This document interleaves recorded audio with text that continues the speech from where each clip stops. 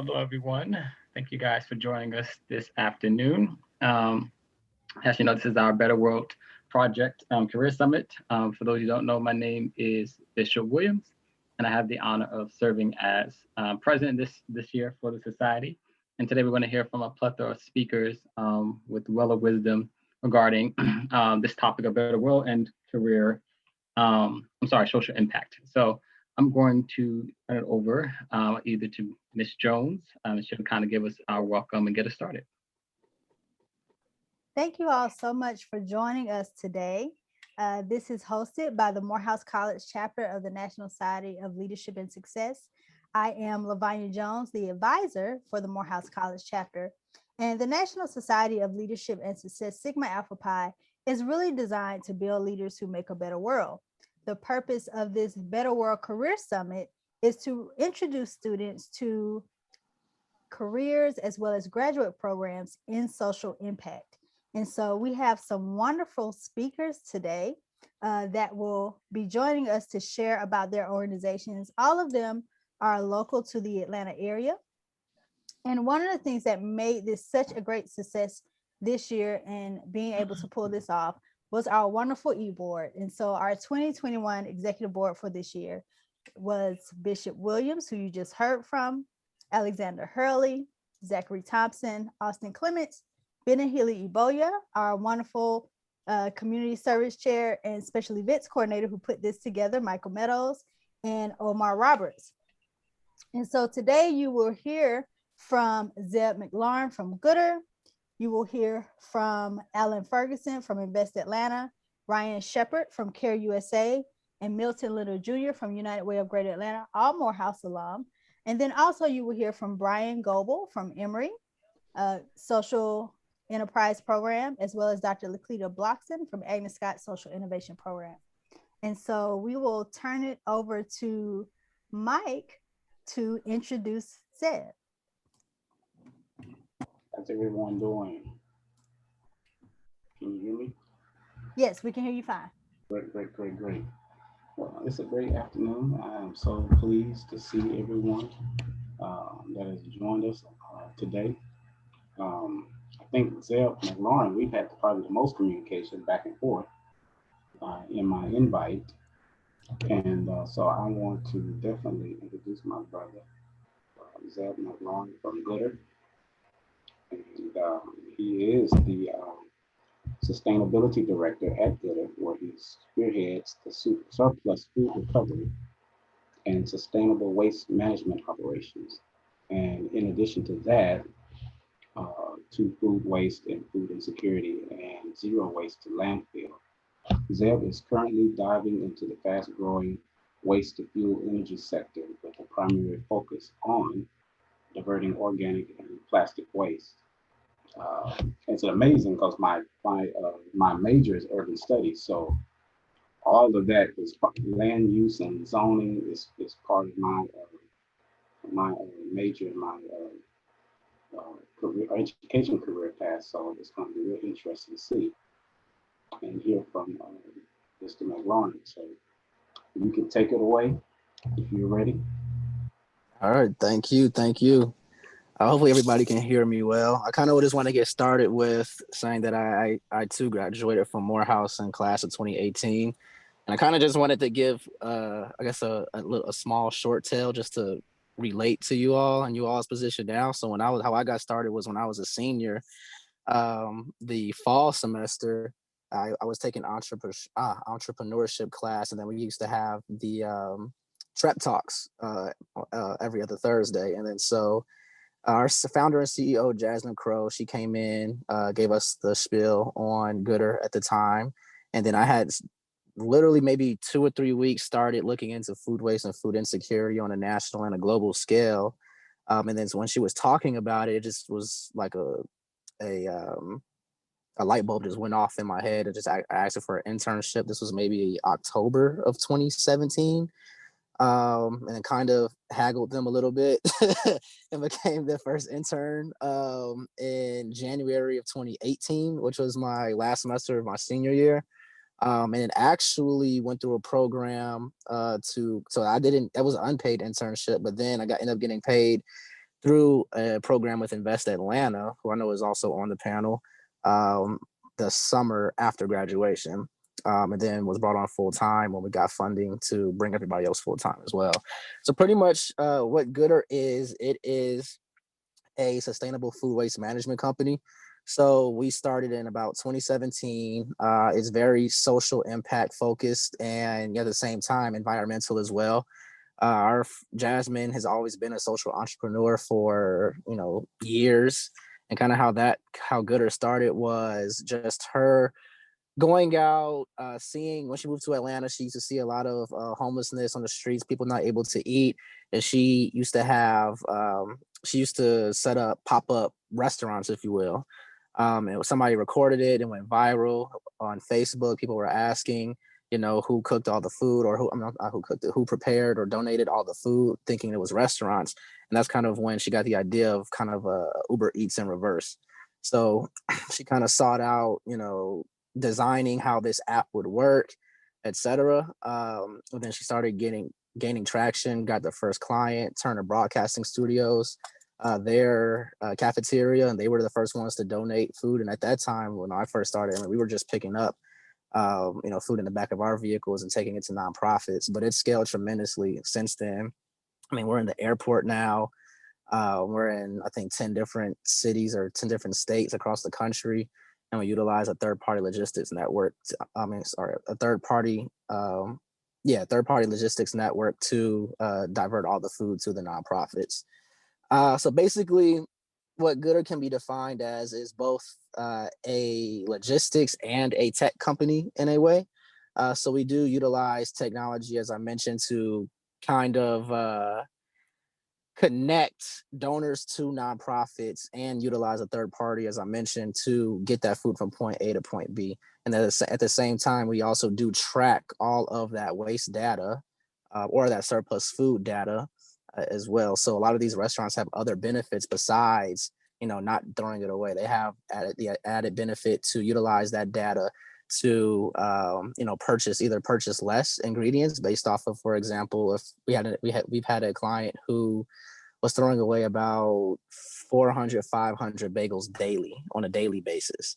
And so what they did was they would take the data from the dashboard and say, hey, we can optimize our process and only bake X amount, reduce the amount of bagels that we produce every 2 hours by this percentage. And then over time, we started seeing that they were only donating about 50 to maybe 75 bagels on a daily basis, which is much better, than what they were doing before.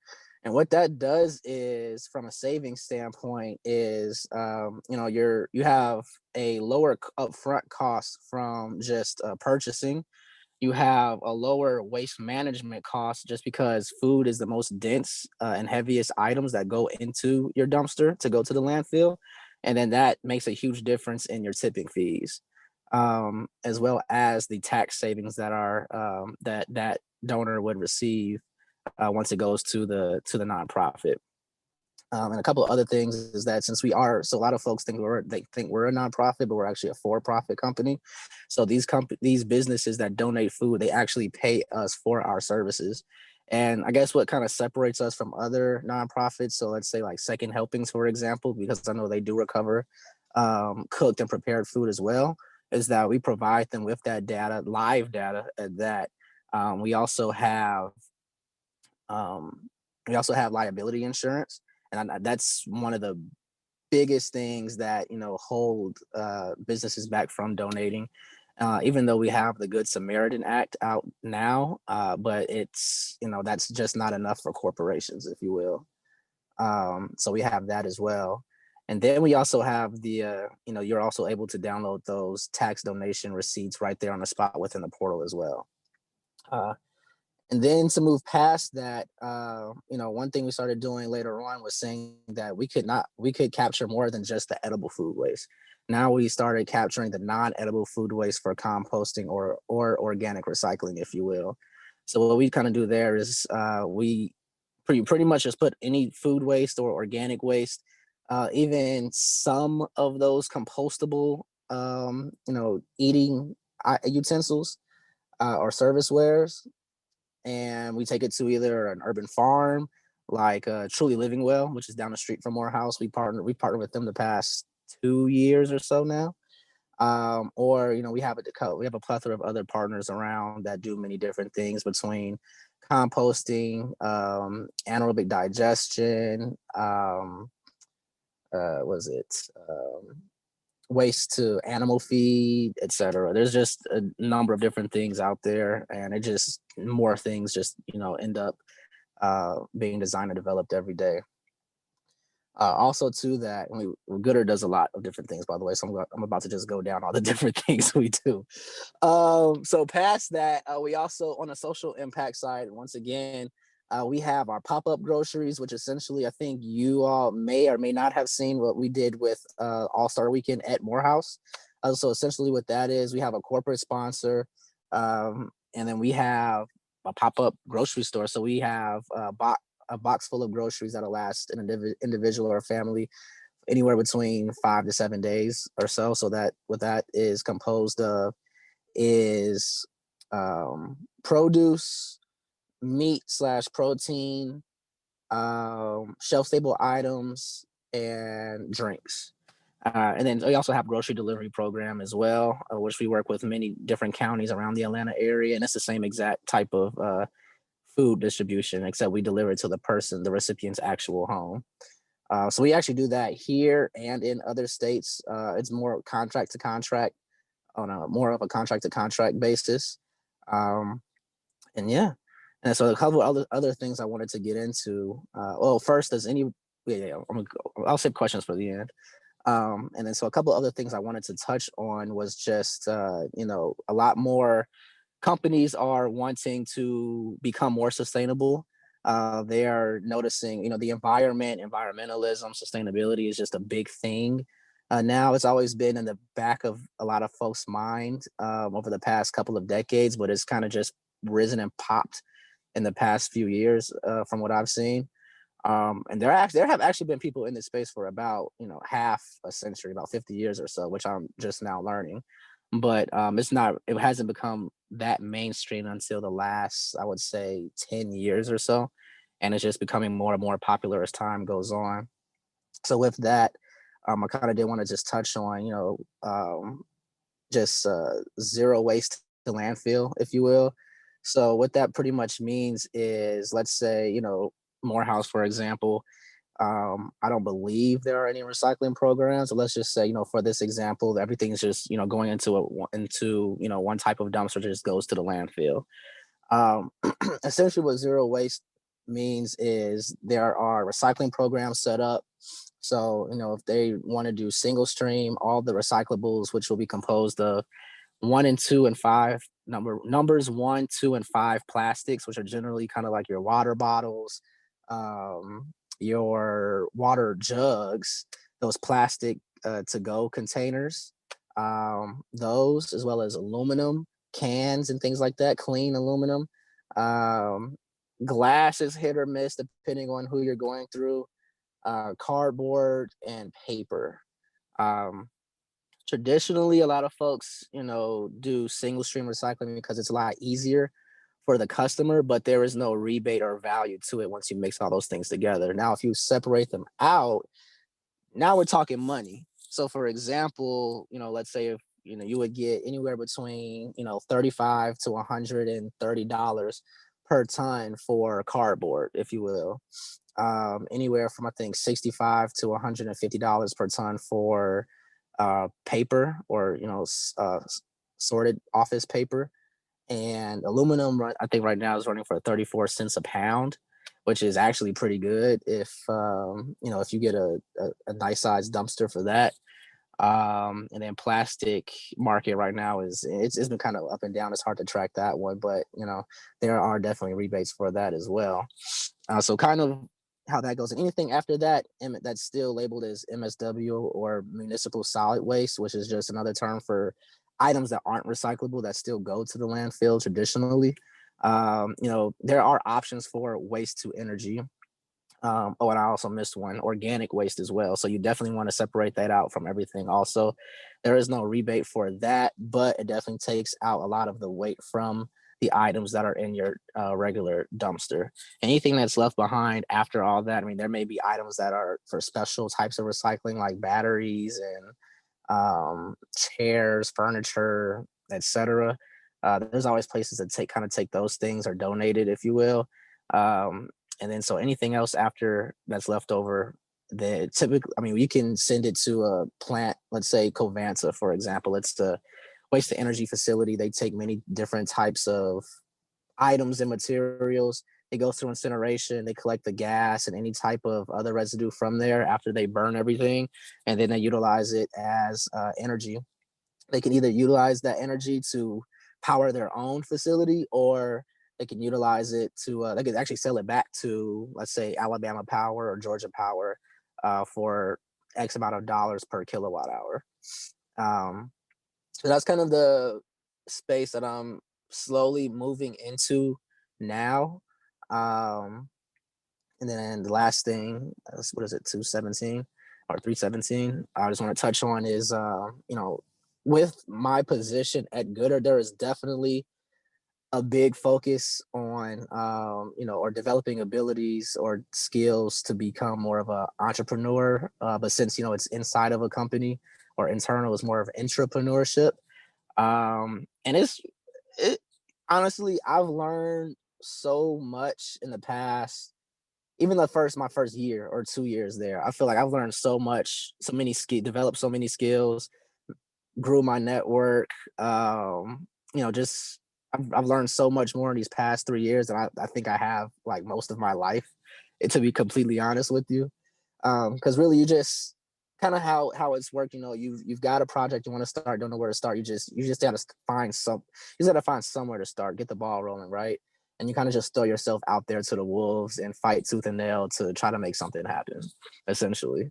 Uh, so yeah, I mean, and it's good to make friends, especially folks who have been in specific industries that you're trying to go into, who've been there for years and decades, because they have so much knowledge and they're very open and willing to share a lot of this information with you. And then, if you're somebody who learns quick on their feet, loves to be out in the field, go through processes, make things more efficient. So once, you have a employee who's actually going to carry out that process moving forward, you want it as easy as possible for them, just so there's longevity in that position and they'll want to stay there for the long term and they're happy. um, and then just kind of like right now, I mean, I'm working on a project to develop a kind of like a waste to energy facility myself. I mean, I've never done it before, but things have been moving very well so far. And it just kind of what I've been telling you guys. I mean, it's just all about not who it's about. I mean, I remember I learned this in Morehouse. It's not what you know, it's who you know. But to an extent, it is what you know, because you need to at least know what you're talking about. Um, when you're having these conversations with people, because then once they don't think you know what you're talking about, nobody's gonna want to deal with you. Um, but I think that's really all I've got. And I kind of want to open the floor up for questions for these last 10 minutes. Awesome, Zeb. Thank you so much for sharing. So I want to kick off our questions because I actually have two questions. You threw out a term that we need a definition of: entrepreneurship. A lot of people know what entrepreneurship is, but first question is, how would you define entrepreneurship? And then the second question is, you all hire a lot of students from the Atlanta University Center at Goodr. So what does a typical day look like for your new hires and the students that you are hiring? So those are my two questions. Gotcha. Yeah. So for entrepreneurship, I mean, to me, it's almost the same as entrepreneurship, but you're building a company or a sector or a department within an already existing company. And I've kind of gotten that definition from somebody else who was working. Where was he working at? I think he was working at Georgia Pacific or something like that. They have, a lot of these other larger companies have other ventures that they go into, or just kind of like how they develop, kind of subsidiaries under their overall umbrella company. It's kind of the same thing. And then we do actually hire a lot of folks from the AUC. So I think to date, we've had maybe 4 or 5 Morehouse grads work at Goodr to date. One, two Spelman alums. I think 2 Clark alums, and mostly everybody is just from HBCU in general. And pretty much what day to day looks like, I mean, it really depends on your role, especially like with the new hires we have now. People are, as we've grown, people are more in set roles, if you will. They're not kind of all over the place, how it used to be. Because at a startup, everybody's wearing 50 million hats and doing this, that, and the third. I'm kind of glad my role is still kind of more fluid, if you will. So I get to move around. I get to be in the office and in the field, depending on what I've got going on. Because for me personally, I don't like just sitting in the office all day, every day. I can't just sit behind a laptop. I can't do it. I've got to go out and do something. So the cool thing for me specifically is that I'm doing sales. Right. We've made so many hires. I've actually reduced the amount that I have on my plate, which I'm happy about. Because now I'm not as stressed out. So now I kind of just focus on sales for organics recycling, as well as internal sustainability for our grocery delivery operation and our pop-up grocery store operation. And then I'm also forging partnerships with other, brokers or other waste companies to where their clients can utilize our services as well for any other services that company that we're partnering with does not offer. Awesome. And then other folks just, kind of stick to we have folks in logistics. We have an office manager.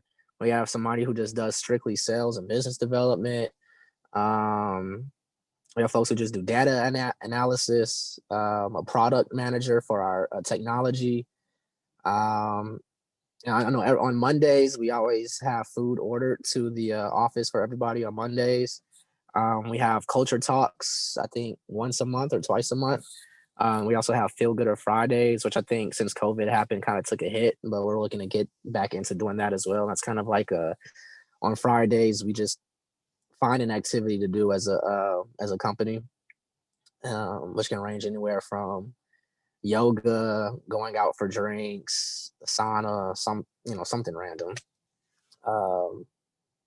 That's generally what it looks like. I mean, folks usually come in around 10 o'clock, leave at 5 or 6. I'm usually there at like 8 and leave at like, so it depends what I got going on. Somewhere between 3 and 7, maybe. It just depends what I've got going on.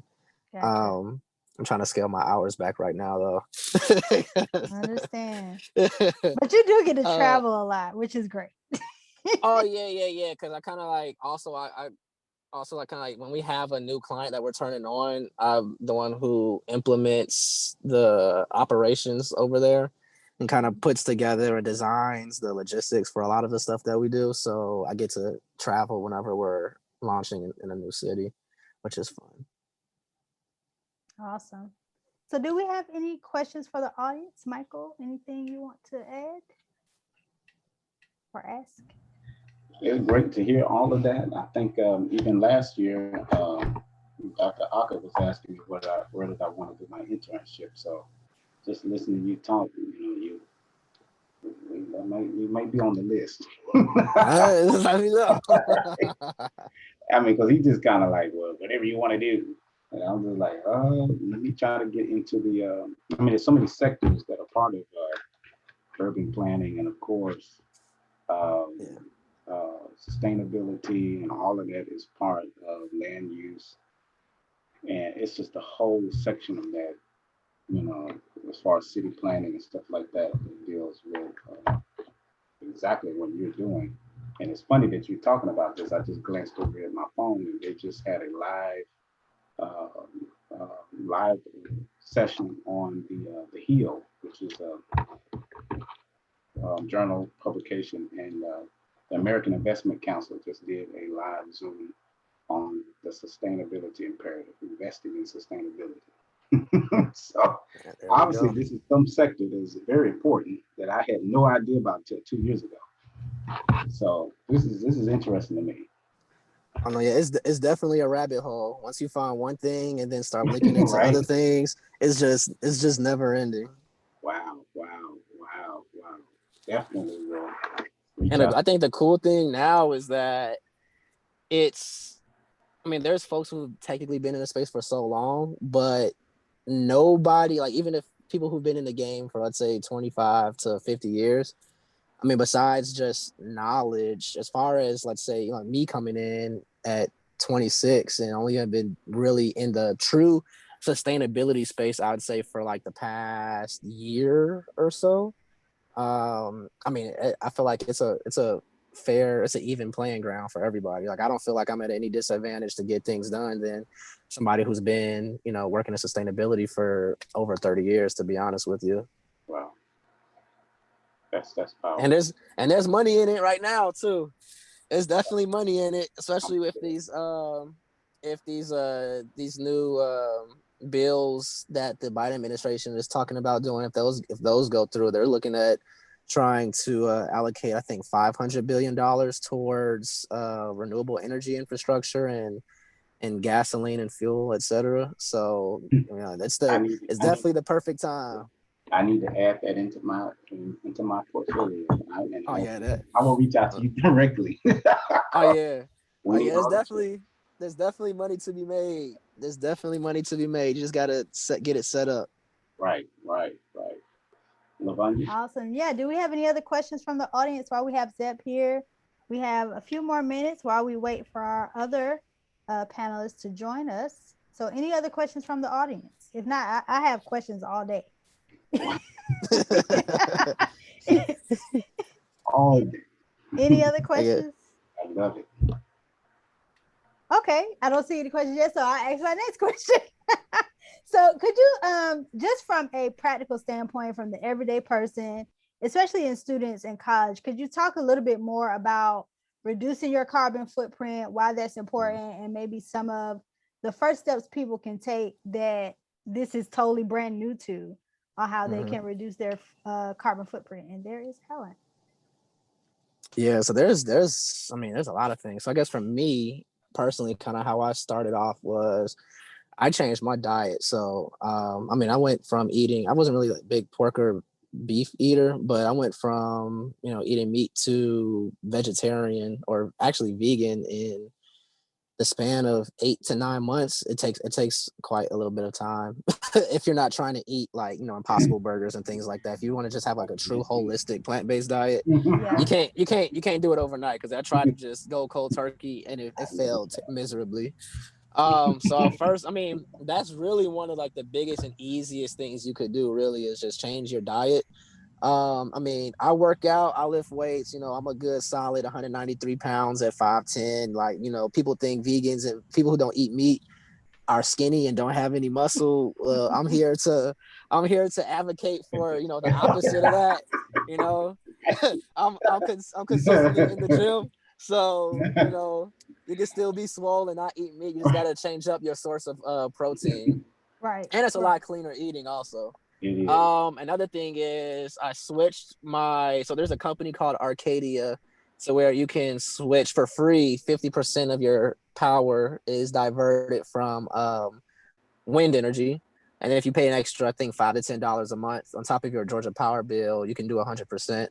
I'm not sure exactly how that works as far as them utilizing power from the wind energy. I think it's more of a thing to where they are allowing you to, you're contributing to the development and usage of, putting more wind energy on the grid. And I think that's pretty much what it is, which is, that's still a way to decrease your carbon footprint, because you're still assisting or helping advocate, renewable sources of energy versus natural gas.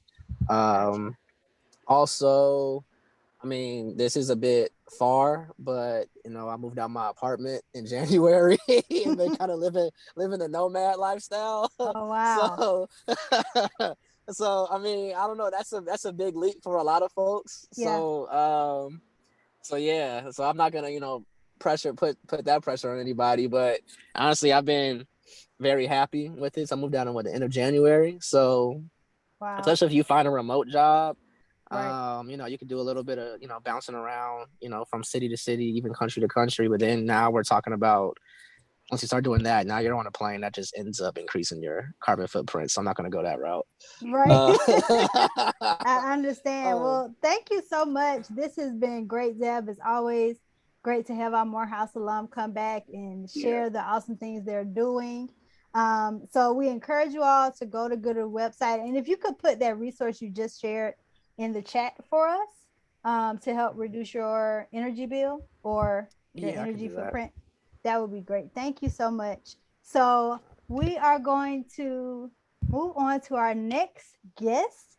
Thank you, Zeb. It's been really great having you tell us more about Goodr and careers at Goodr. So I will let Michael introduce our next speaker.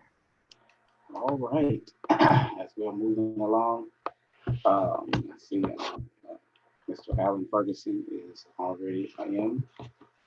How are you doing, sir? Hello, good afternoon. How are you doing? Great. Our brother Zeb just mentioned Invest Atlanta just a few moments ago. I think he was doing some work with you guys as an intern or something some years ago. Yep, absolutely. Absolutely. And you're up next. So we have Mr. Alan Ferguson from Invest Atlanta, who is now serving as the Senior Vice President of Community Development, and he's responsible for leading the team dedicated to building vital communities and increasing economic prosperity for all Atlantans. Also serves as the Senior Business Manager for Fannie Mae's lender channel in the Northeast, Mid-Atlantic, and Southeast. Has a sprawling real estate career that spans over 25 years, and look like he's made a lot of money or helped some people make a lot of money. more like help some other people make a lot of money. Let's put it that way. Let me not mention how much. Yeah. So he's one of our brothers from Morehouse, graduated with a BA in banking and financing from Morehouse College, and has a MBA from, and I'm trying to get this name right. I have mispronounced it twice. Business school at Emory School, and I think I'm saying Goizueta. Am I saying it right? Goizueta. Yep, Goizueta. Yeah. Has a master's from the business school at Emory University and a master's of science in real estate from J. Mac Robinson School of Business at Georgia State University. And so he is well educated, well versed. I'm very excited to hear what he has to say. And I believe today our ending speaker is someone from the business school that we're in, Mr. Brian Goldberg, I believe. Yep. And so you can take it away. We're excited to have you. You can move as you please. All right. Well, thank you. Thank you very much. I have your slides. I'm going to bring them up in a second. All right. Great. Thank you. I think I'm on my own personal slides. I haven't got, there he is. Okay. I think we're there now. Yep. Hold Yeah. on. Here we go. All right. Let's see. Trying to get this to go full screen. I apologize. No problem. It's flowing now. I don't know if it's not full. Well, I see him and I see of course the slide. So it's good. Yeah. I think I just have my chat box open, but it looks good. Okay, can everyone see that? Yes, and we see you and his slide. Okay. So, oh, there we go. There we go. Is that okay? Yep. That works. All right. Well, thank you. Thank you very much for having me this afternoon. It's, you know, an honor and a pleasure to always, you know, visit and commune and fellowship, you know, with other, you know, AUC folks, and in particular, you know, Morehouse and Spelman folks. The Spellhouse connection is still strong, even stronger in 2021, and I'm sure it's going to be stronger going even forward. And to take advantage of these opportunities, you know, really, you know, to just interact with, you know, what I consider, you know, the future of our alum. And so I really, really appreciate this opportunity. And thank you, Lavanya. Lavanya Ms. Jones first contacted me, I want to say it was last year, maybe the year before last, about trying to get together. Yeah, I think it was the year before last. We Yeah. haven't met physically yet, but glad to have you here. Thank you so much. No, thank you for still remembering to keep a lookout for me, because I'm definitely looking for opportunities to get involved and get engaged. So I wanted to visit today on one of the topics, or social impact topics, which I think is incredibly important.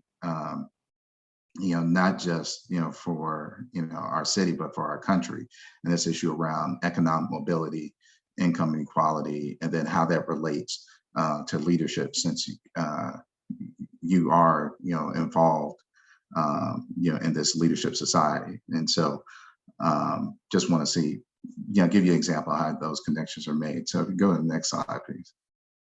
Just really quick about our organization, Invest Atlanta. So Invest Atlanta is the City of Atlanta's development authority. Our official name is the Atlanta Development Authority.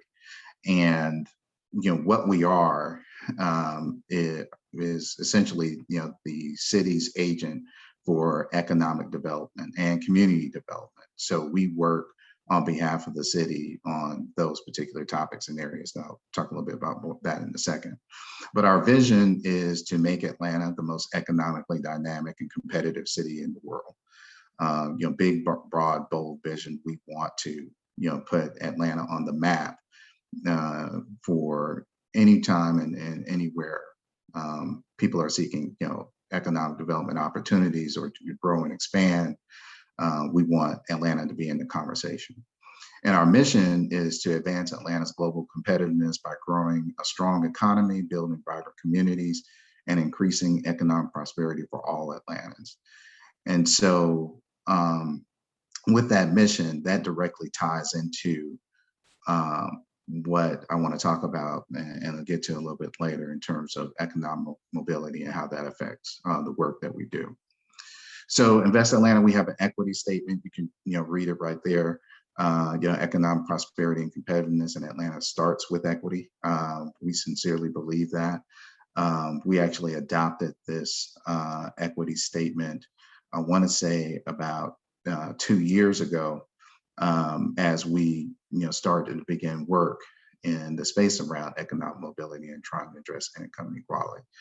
And we've adopted equity as one of our core values. So our equity core value, we believe economic prosperity and competitiveness starts with equity for all Atlantans. And that's key because a lot of our activities previously were focused on what I would describe as kind of building Atlanta up, or maybe even in a sense rebuilding Atlanta, especially over the last 10 years coming out of the recession.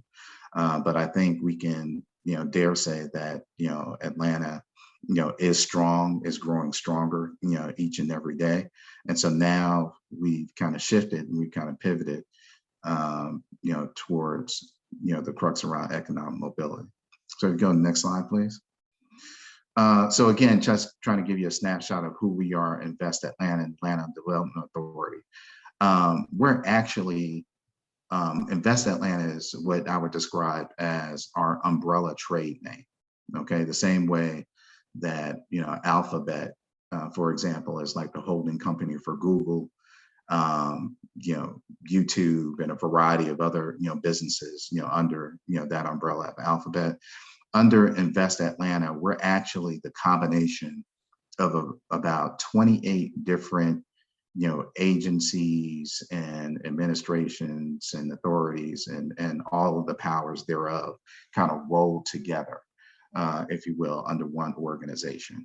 And what that does is that sets us apart from really any other economic development agency that you'll find across the country. There are probably only 2 other agencies that are organized and situated, this way. So this gives you a snapshot of just 5 of our largest agencies that are currently a part of Invest Atlanta. Beginning July 1st, WorkSource Atlanta, which is the city's agency for workforce development, will officially become a part of Invest Atlanta.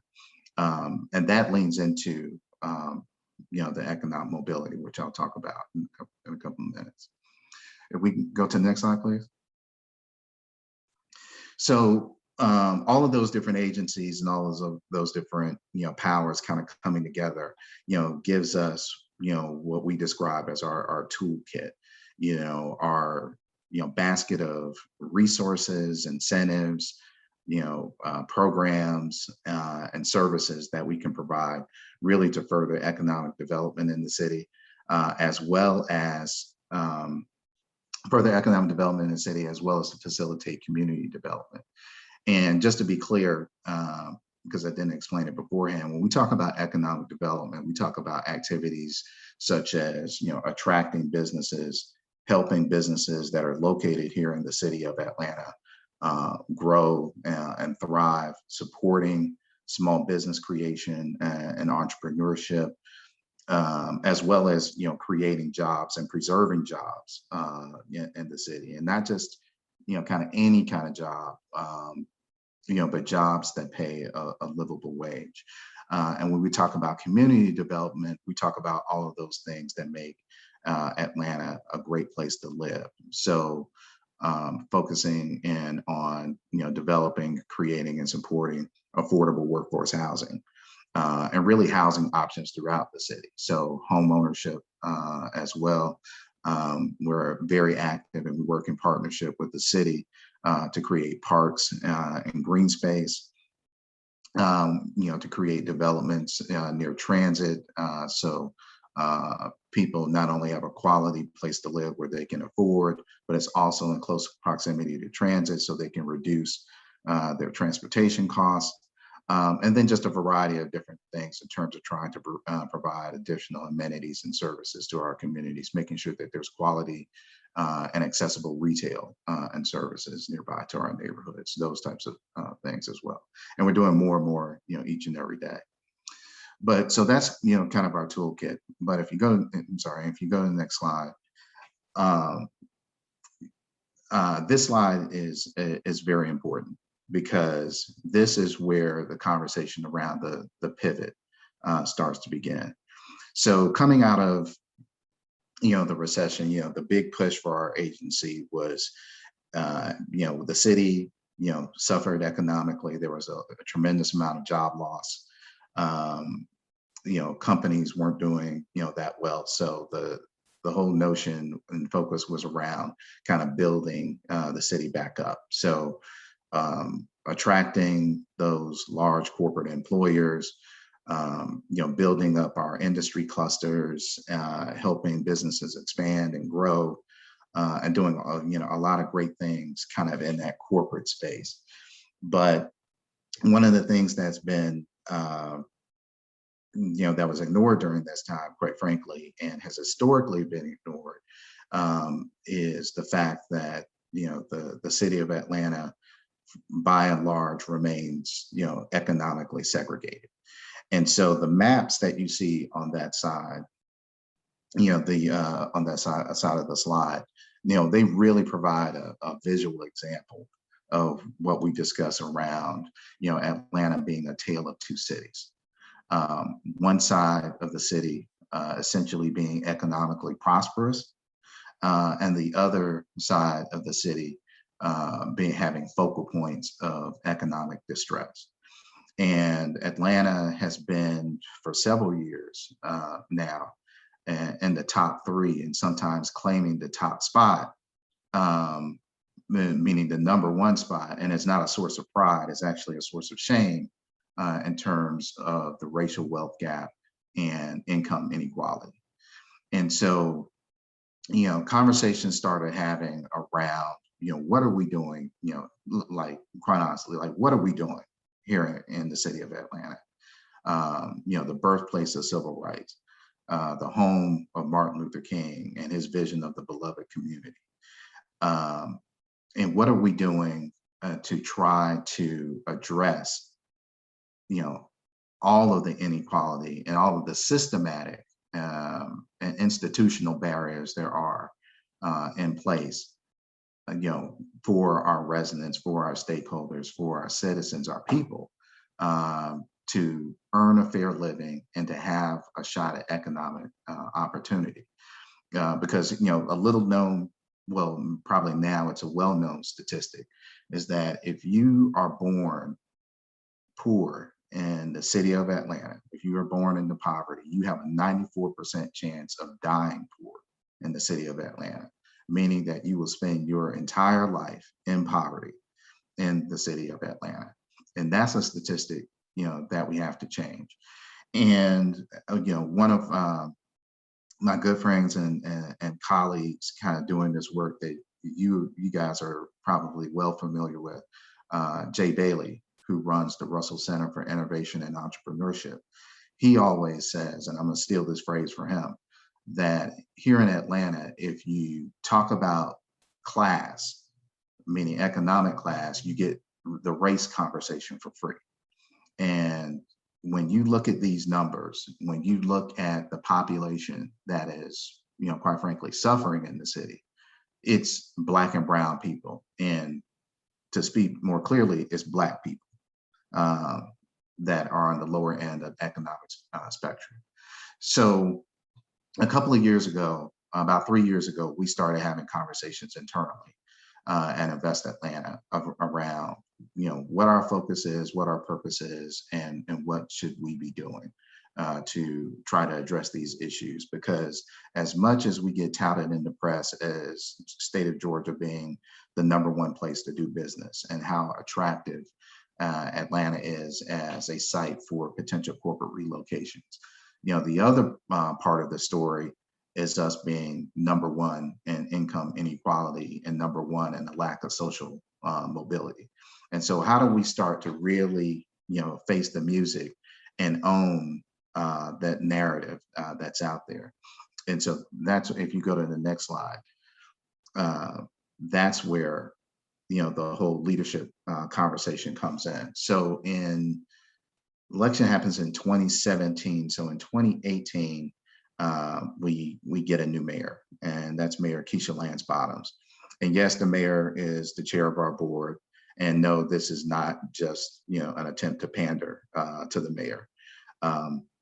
Because like all mayors, she does some things fantastically well. And, she does some things where she'll admit, she needs some help and some assistance on. But the one thing that she has done is created a laser focus among her administration around equity and inclusion. And when she was faced, and we started talking about, economic mobility within the city, she immediately charged us and said, Invest Atlanta, you're the city's economic development authority. Come up with a plan, to try to address those issues. And so, we're fully aware of our limitations and our capabilities. Invest Atlanta, for as much press that we get, no one ever talks about that we're only an agency that's roughly about 50, 55 people strong on any given day. And so to change the tide, change the direction of economic mobility, and to start taking the steps now that are going to produce, benefits, quite frankly, a generation from now, or if not 2 generations from now, it's going to take a heavy lift, and it's going to take a lot of partners in the organization. And that's where the mayor has come in, being a champion of these efforts, stepping out front and taking a leadership position, and quite frankly, beginning to have and allowing us to have the open conversation that we're now able to have around racial inequality and the lack of economic mobility among Black people here in the city, which is not something, and I'll be frank with you, not something that a lot of people are excited, for us to have that conversation, especially when you consider Atlanta and us being, the quote unquote Mecca, of the Black community, in the United States, and especially the Mecca for Black businesses. Well, as I'm sure, Ms. Jones can attest to you, yeah, we're a Mecca for Black businesses. We probably have more Black-owned businesses per capita, I think, than any other city in the country. The challenge is that 96% of those businesses are sole proprietorship. They're one-person businesses, and the vast majority of those businesses earn less than $30,000 a year. Okay, so while there's a great story that's out there around Atlanta and us having a strong and vibrant middle class, and us being a place where it's a great place to start business, we have to even start looking at our own success as a mecca for Black entrepreneurship differently, and really having a laser sight and focus on how do we do things and change things. So if you go to the next slide, you'll see kind of what's been outlined in the plan in terms of the different pathways that we outlined on how we're going to get there. How do we go from here to there?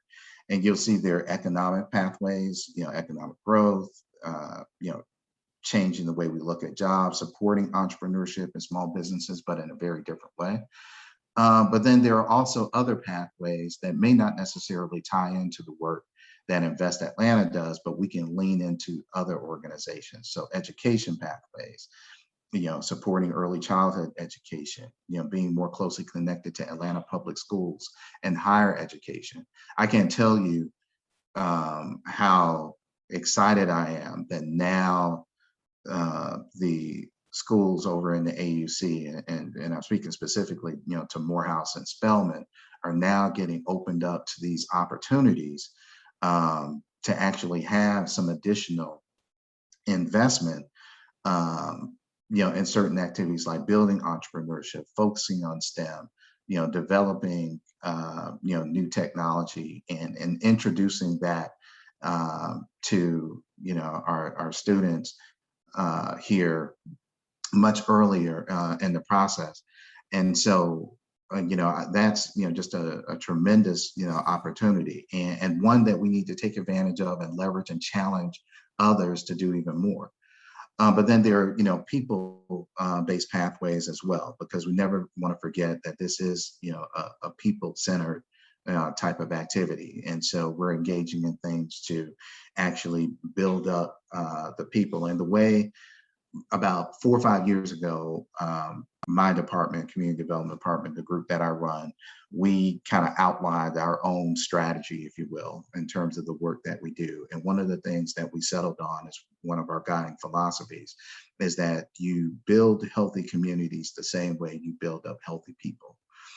And so, for people to have, a sense of well-being and a sense of fulfillment, there are certain basic things that they need: a sense of security, a sense of fairness and justice, access and fair access, to opportunity, opportunities for ownership and self-determination, and then ultimately, the opportunity to have, relationships and to continue to build their capacity in a self-sustaining way.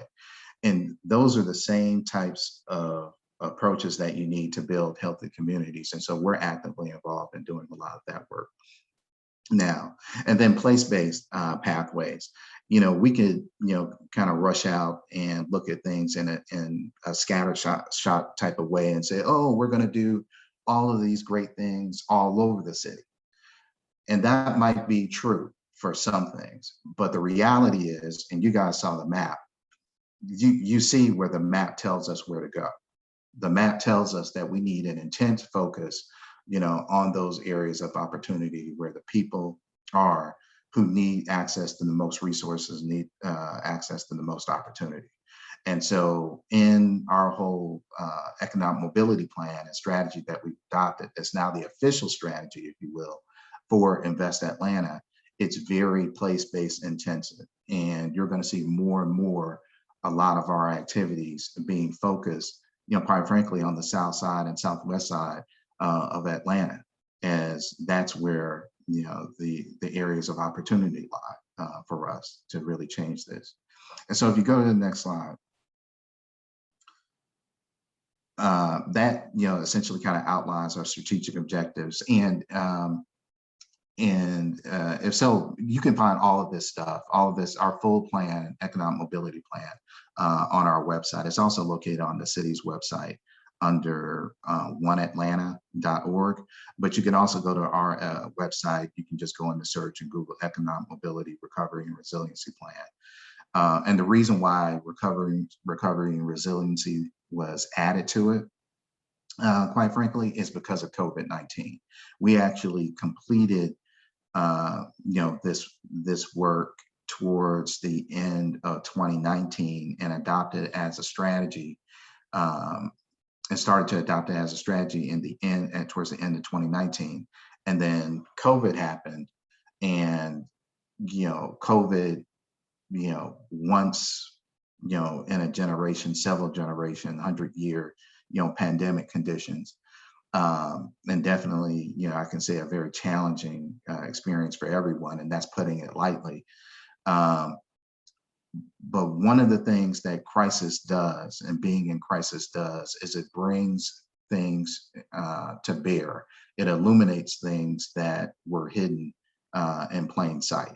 And one of the things that it illuminated was this whole issue around wealth inequality and income inequality, especially for communities that are Black and brown, and how we were subject and quite honestly, the most vulnerable to the economic fallout of the pandemic. The health conditions is one thing in and of itself, but I would dare say it's a vicious circle between being economically vulnerable, and that feeds into being health vulnerable, and so on and so forth.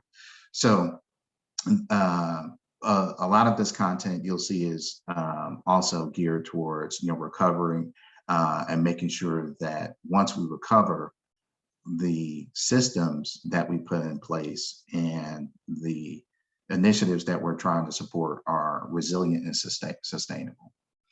So if you go to the next slide, and I know we're running low on time here, but I wanted to provide you kind of 4 takeaways that I've exercised of leading during big change, because the economic mobility strategy directly affects my work and the work that I lead my team in doing. Kind of first and foremost is staying purpose driven. Making sure that you have a clear understanding of the mission, and really tying everything that you do into driving towards that purpose. Second, communication, and communicating consistently and constantly is important. Oftentimes people need to be reminded of the why in terms of what they're doing and why it means something. And so constantly communicating with my team around the why has been key, especially during this past year when we've been pretty much working remotely 99% of the time. Investing in your people, making sure that they have the skills, knowledge, access to the tools and resources to do their jobs now, but to do the work that's needed going forward is incredibly important. And then relentless pursuit and being persistent until you succeed. We try a lot of different things here at Invest Atlanta. Our favorite tag to put on any new program initiative is pilot. Oh, we're going to do a pilot. We're going to do a pilot. The reason why we're going to do a pilot and call it a pilot is because not everything that we try is successful, but everything that we try, we learn something from. And when we learn from a trial, we go back, we tweak it, we change it, and we try it again. And we do it again and again and again until we get it right. And that's part of having a sense of relentless pursuit. Not giving up on something simply because it doesn't work out on the first time around. You just learn how to do it better when you try it the next time. So if you go to the next slide, really quickly, because I know this is supposed to be about careers and everything like that. I wanted to just chat about how did I get here? How did Alan Ferguson become senior vice president, community development and Invest Atlanta. And no, it was not like a straight shot path for me to get here. But I think it starts with, commitment to education and development. I actually started working in banking while I was a student at Morehouse, and would take things that I was learning in the classroom into the work environment, take things I was experiencing in the work environment and bring it, into my studies to kind of further enhance my studies. And I think when I actually, graduated from Morehouse and in the workforce full time, I was a little bit ahead of the curve because I already been practicing skills when I entered my management trainee program at the bank I was working with. And so, the one thing that I want to impart with you is that, whether you go pursue formal education or you get additional certificates or training or whatever the case may be, you always have to, be committed to learning and expanding your breadth and depth of knowledge in whatever field, you decide to pursue. Requesting and receiving constructive criticism. I will tell you, and I know I'm probably speaking to the choir here, that as a Black male, especially going into some of the environments that you'll enter, you will receive criticism. What you need to do is sort through the criticism that you receive and really focus and draw out the criticism that's being constructive and use that to build yourself up. You're going to get criticized, regardless. But at least take the good stuff and use it to build upon yourself and to take advantage of that opportunity to make yourself better and to grow and develop. This is another thing, and the joke is that around myself and my colleagues is that I'm not because but Morehouse, what it is, they always call us arrogant, but not being arrogant, but being confident, but also staying humble and curious, realizing that you have something to learn from really almost everyone that you meet across the spectrum. And there's something to be gained and valued in building relationships with a variety of different people. And being prepared to enter a room and to come into the conversation, willing to listen and hear others, is really how you soak up and benefit from the experience and knowledge of other people. And always stay curious, always wonder about the next thing, and use that curiosity to feed your sense of innovation and creativity. And then the fourth thing is always seeking opportunity. So when I first started in banking, I had a colleague of mine who was a few years ahead of me in the management trainee program. And he gave me a piece of advice that has honestly stuck with me throughout my entire career. And he said, work as if you're auditioning for your next job. Work as if you're auditioning for your next job. And when is the best time to start looking for a job? Your new opportunity? All the time, because you never know in what circles that you travel. You may be giving a presentation to folks, and you'll catch the attention of other people, or you'll meet other people and you'll ask questions, and because you're curious about what they do, and that leads to a new and fantastic opportunity. So case in point, when I finished the management training program at the bank I was working with, I was fully on board, thought that I was going to be, this commercial kind of middle market banker, because I wanted to go out and I wanted to work with businesses and provide them capital to help them grow and develop. And I just wanted to be this great commercial / corporate banker, the kind of you see in magazines, wearing the suspenders and, maybe smoking a pipe at their mahogany desk and things of that nature.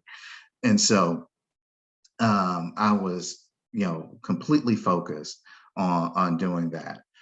And then a colleague mentioned to me, hey, why don't you do a rotation through, real estate? It was fun for me, you might enjoy it. And so I went on a rotation through the real estate department.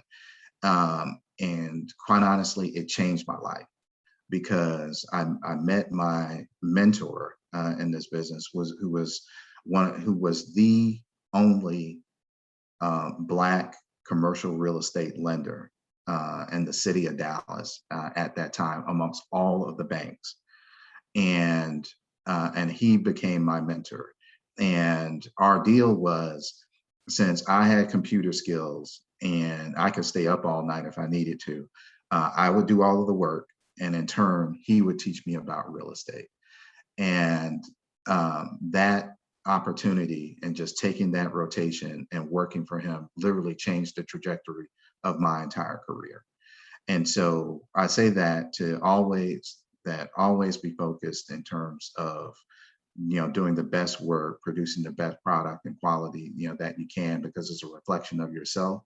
Realize that each and every day when you're, out here doing what you do, you're auditioning for your next opportunity, whether that be employment or entrepreneurship, finding a new partner, seeking a new venture.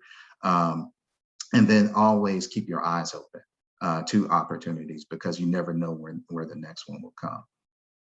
And do I have another slide here? Oh, yeah. So the other question, and I'm sorry for going well over time, but You're fine. the question was asked, yeah, well, what type of people do I hire for my team? I hire people who are smart and who have critical reasoning skills. In my business and in my world, the work that we do, we're in the business of solving problems. And so when you have to solve a problem, oftentimes it's like putting together the pieces of a puzzle. So being able to critically reason through something is a key skill that's needed in my department. Again, I hire people who are committed to personal and professional development. I don't and prefer not to hire people who are, and this is probably not the nicest term, but I don't hire sitters.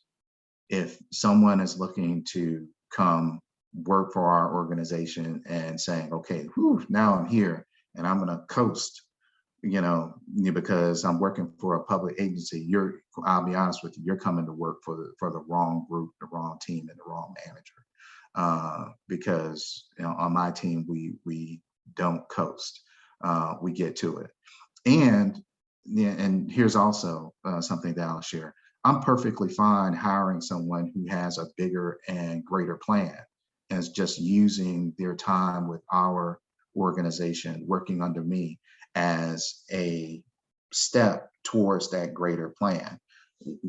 A couple of years ago, about 3 years ago, I hired an individual, and had very strong skills, looked great on paper, and was taking more or less kind of an entry-level position on our team. And so I asked him, I was like, why are you interested in this position? And he said, well, can I be honest? I'm like, yeah, of course, you always need to be honest.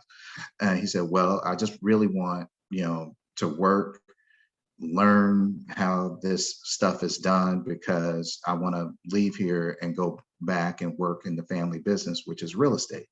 I was like, oh, okay, so you only want to be here for a short while, kind of learn the business, learn the financing side of it, and then you want to, go work in the family shop. And he was like, yes, that's my goal. And I said, well, actually, that's great. So here's what we'll do. I'll hire you, but you got to commit to 2 years. You got to commit that you're going to work for me for 2 years. And then after 2 years, if you decide to stay, great. If you decide to go, that's perfectly fine. But you got to, commit for 2 years.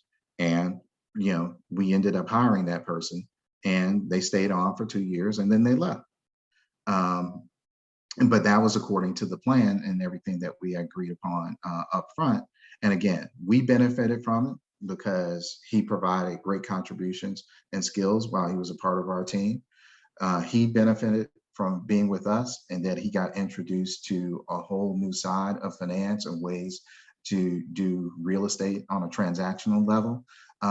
And we kind of departed as friends, if you will. And now he's working for another company, his family business, and they're getting ready to do their first transaction with us, coming from the other side. So it's coming full circle around. I also look for people who are able to work independently and also work within the team. By work independently, I don't hire people who sit around and get told what their job is and what work that they need to pursue.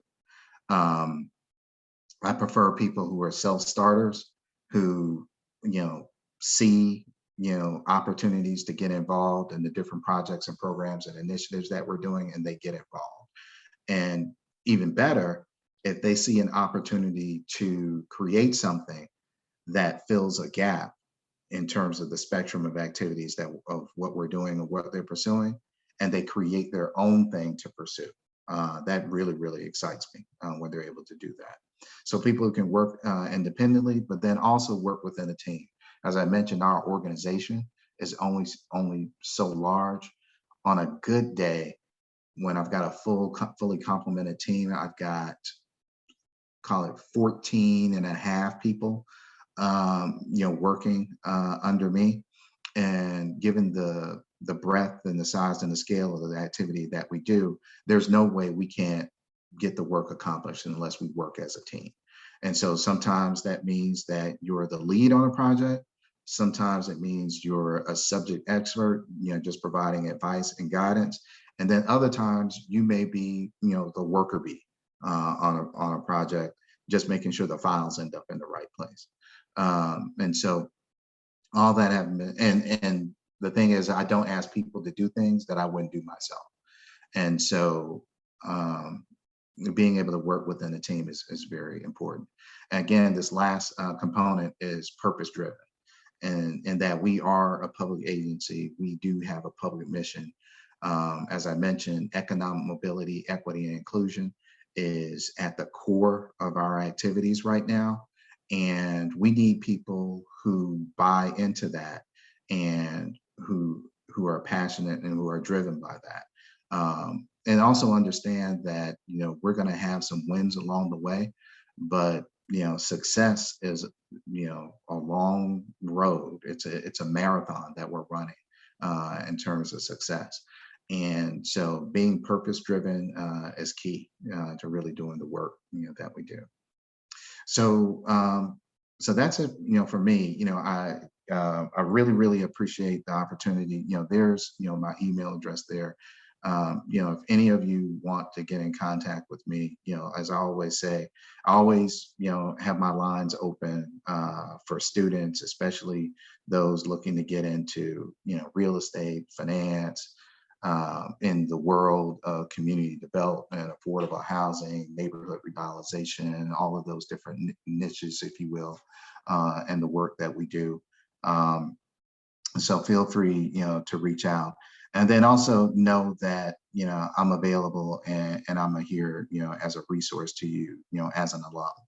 I take, the honor of being associated with Morehouse, seriously. I don't, until you've really been around a lot of people, who are unfamiliar with Morehouse, you don't really realize how it sets you apart in some ways in terms of your college experience and kind of setting this expectation that you got a greater purpose here than just doing your daily job. And so I'm really, really appreciative of the opportunity, like I said, to fellowship and connect with current students as well as future alums. So I'm here as a resource to you. Because believe it or not, I will not hesitate if I see your name somewhere and see that you graduated from Morehouse, reaching out to you to make that connection. So that's it. Thank you And so I'm more much. than happy to answer any questions that you may have. Yeah, I was just about to say we have some time. Our Yeah. next speaker is not here, so if anyone has any questions for Alan, we will open the floor. Thank you so much. Great presentation. I learned a lot about the city's plan, and as a native from Southwest Atlanta, it was very good to hear the direction we're going in. Oh yeah, absolutely. We got big plans for Awesome. Southwest Atlanta. Any questions? Oh, Mike, go ahead. Oh no, it's just great to hear all of this, man. I was telling our previous speaker, it's funny that everything that's being said today is chiming into my major, literally verbatim. So I'm like, okay, these are two good directions I can turn and go into, and just on the whole community development thing, that's been my core foundational direction I've been trying to go and trying to figure out, you know, what all fits in that genre, if you will. And you said so much. So like as along with the speakers, I'm getting closer. I had a meeting with Dr. Thomas about a year ago, and we just had all these random conversations about gentrification and all of the development going on in the West End, the mall, just that whole. Because I think those execs and some others had been there that day, so he was still kind of full and talking about that, and I was like, So what is the school? How does this all pan out in the sense of community development? What the school is doing as we are putting out leaders? Are we retaining people to stay here in Atlanta to work this whole thing that they're talking about, or is it just everybody's leaving out like this vacuum? Mm-hmm. Development is coming in, and here we are just sitting in the middle of it. How does that? And so as he was talking through that, as I heard myself responding to him, I was like, I need to be in that. Anything with economic community development, I need to make this urban studies degree. Oh, I'm sorry. So I'm loving everything you're talking about. Just is hitting all the buttons for me. So I definitely will reach out to you directly.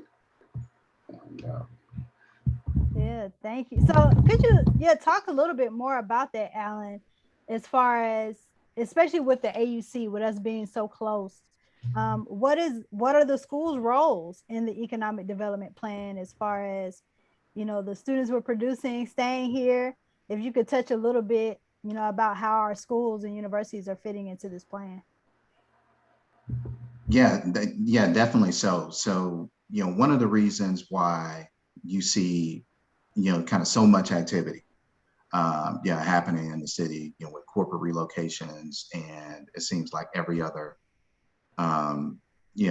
day or every other week, you see someone open up a new innovation center or creativity hub or things of that nature, is because the city of Atlanta, with all of its schools, places of higher education, is a pipeline for talent.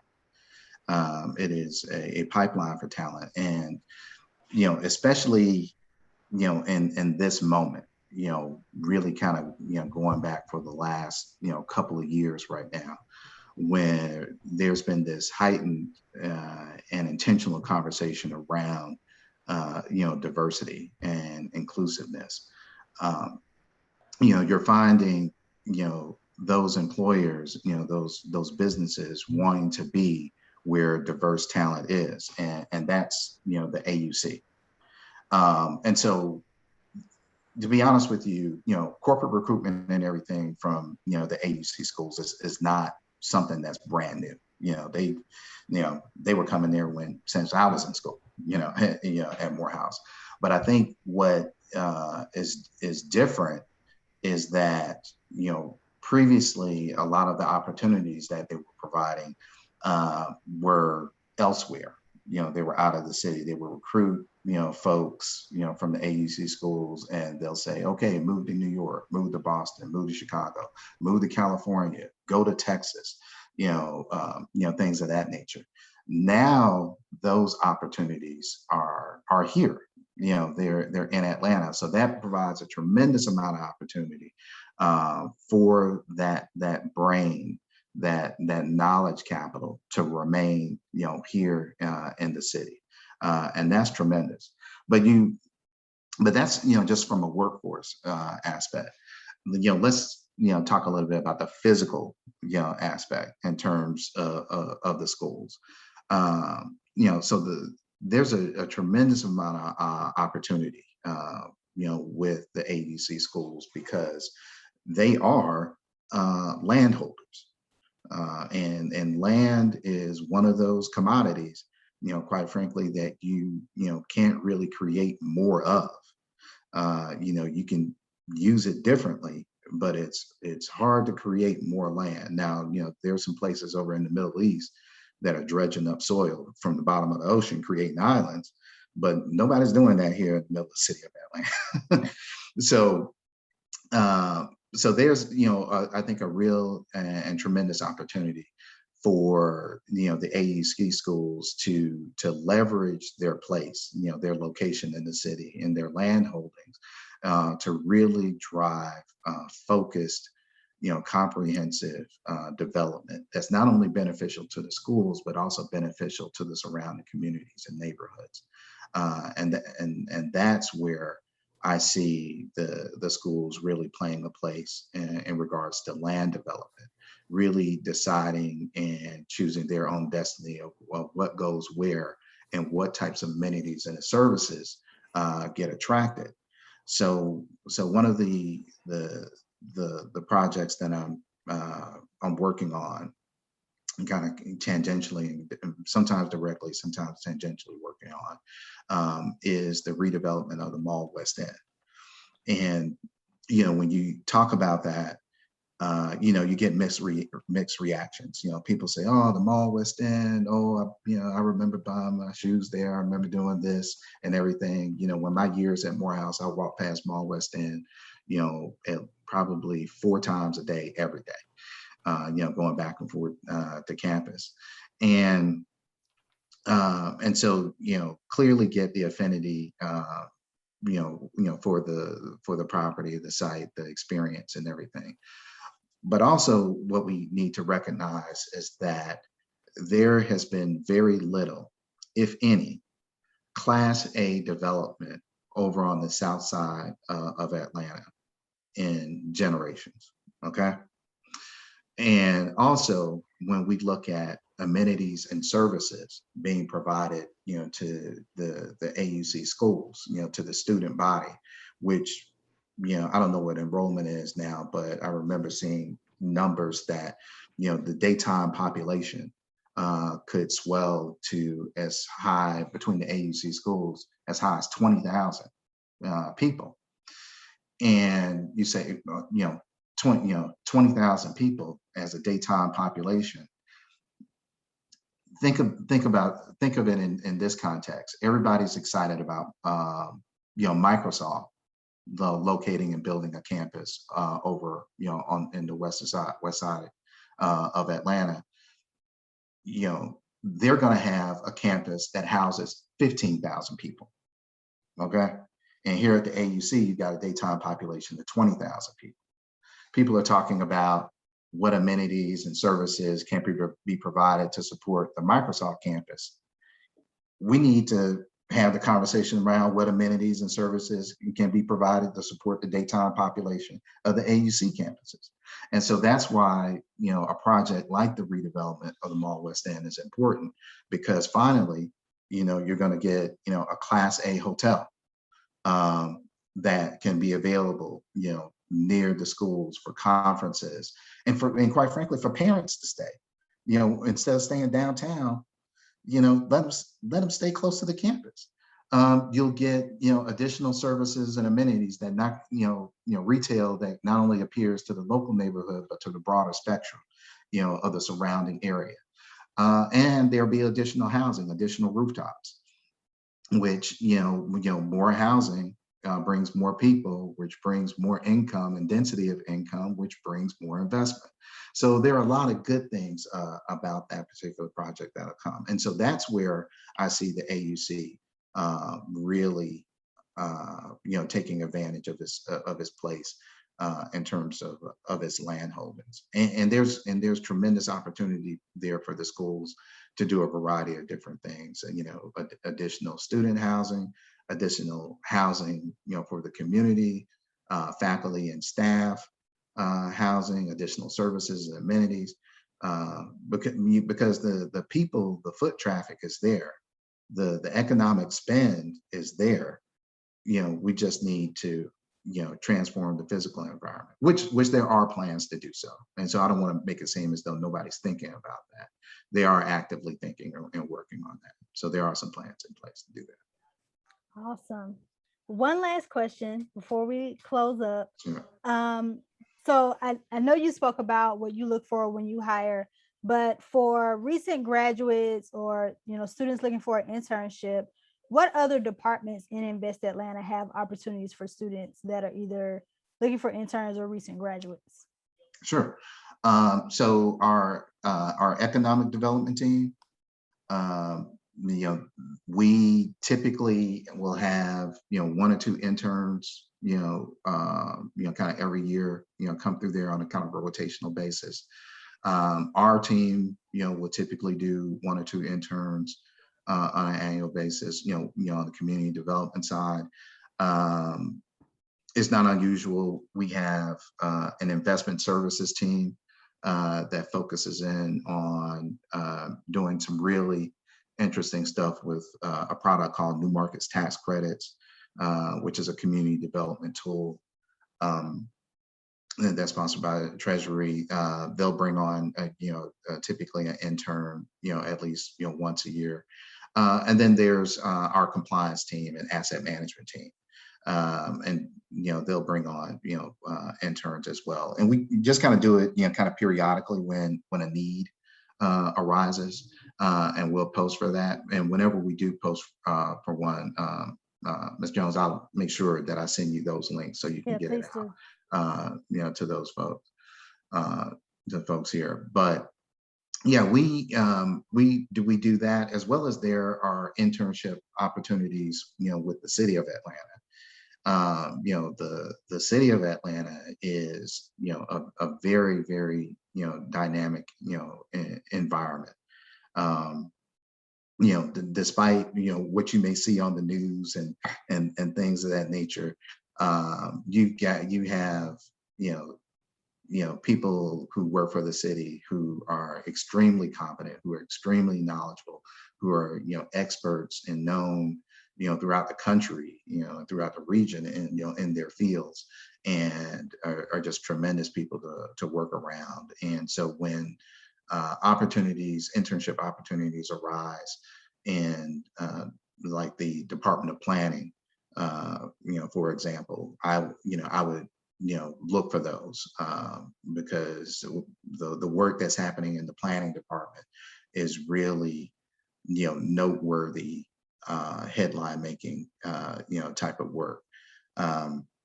The transportation department is a very strong department. So if you find internship opportunities there, those are tremendous opportunities, as well as, believe it or not, as well as parks and recreation. There's this growing and development concept around green space driven development, looking at parks and public investment in parks as a way to leverage economic and community development for the surrounding area. And so our parks department is now beginning some exploration in terms of how do they bring some intentionality around investments in green space to spur additional economic and community development. So when I tell you that, everybody's kind of all in on this notion around economic mobility, equity, inclusion from the city agency standpoint, everybody's all in and making this issue top of mind. Awesome. Well, thank you so much, Alan. It's so great to have you on and have you back speaking to your Morehouse brothers and to our other institutions that are here, our other NSLS members. So we'll definitely share your information with our members. please send me those opportunities so we can definitely share them with the students. I sure will. And thank you for your presentation. I think we've all learned so much about economic development in the city. So thank you. All right. Thank you. Thank you for having me. I appreciate it. Have a great weekend. Great Friday. Thank you. Yes, you do the same. Awesome. All right. We are going to move on to our next speaker, Mr. Milton Little. If you could just give me one moment here to get my PowerPoint going. So just give us a second here. And Michael, I will let you move forward with your introduction. All righty. That was a great time. That was so informative, man. I'm over here, just all the bells and whistles are going on. I definitely will reach out to Mr. Ferguson as well. But as we are moving on, no stranger to us, I believe, probably, well, I think my induction was in 2018. I think Mr. Little was the keynote speaker at that time. So this is my second time around with Mr. Little. And of course, sir, we're glad, very appreciative to have you with us today. Pleasure for me to be here. Great. Good to see all of you, and thank you for the invitation. If you're ready for me to start, I'll just get started. Okay, well, I'll just give just a little quick, little 20-second bio, just kind of Okay. top points, and then I'm sure, look, you are well adequate to take it. So let me get out of the way for the heavyweight. Oh, no. Mr. Little Jr. is, of course, the president and CEO.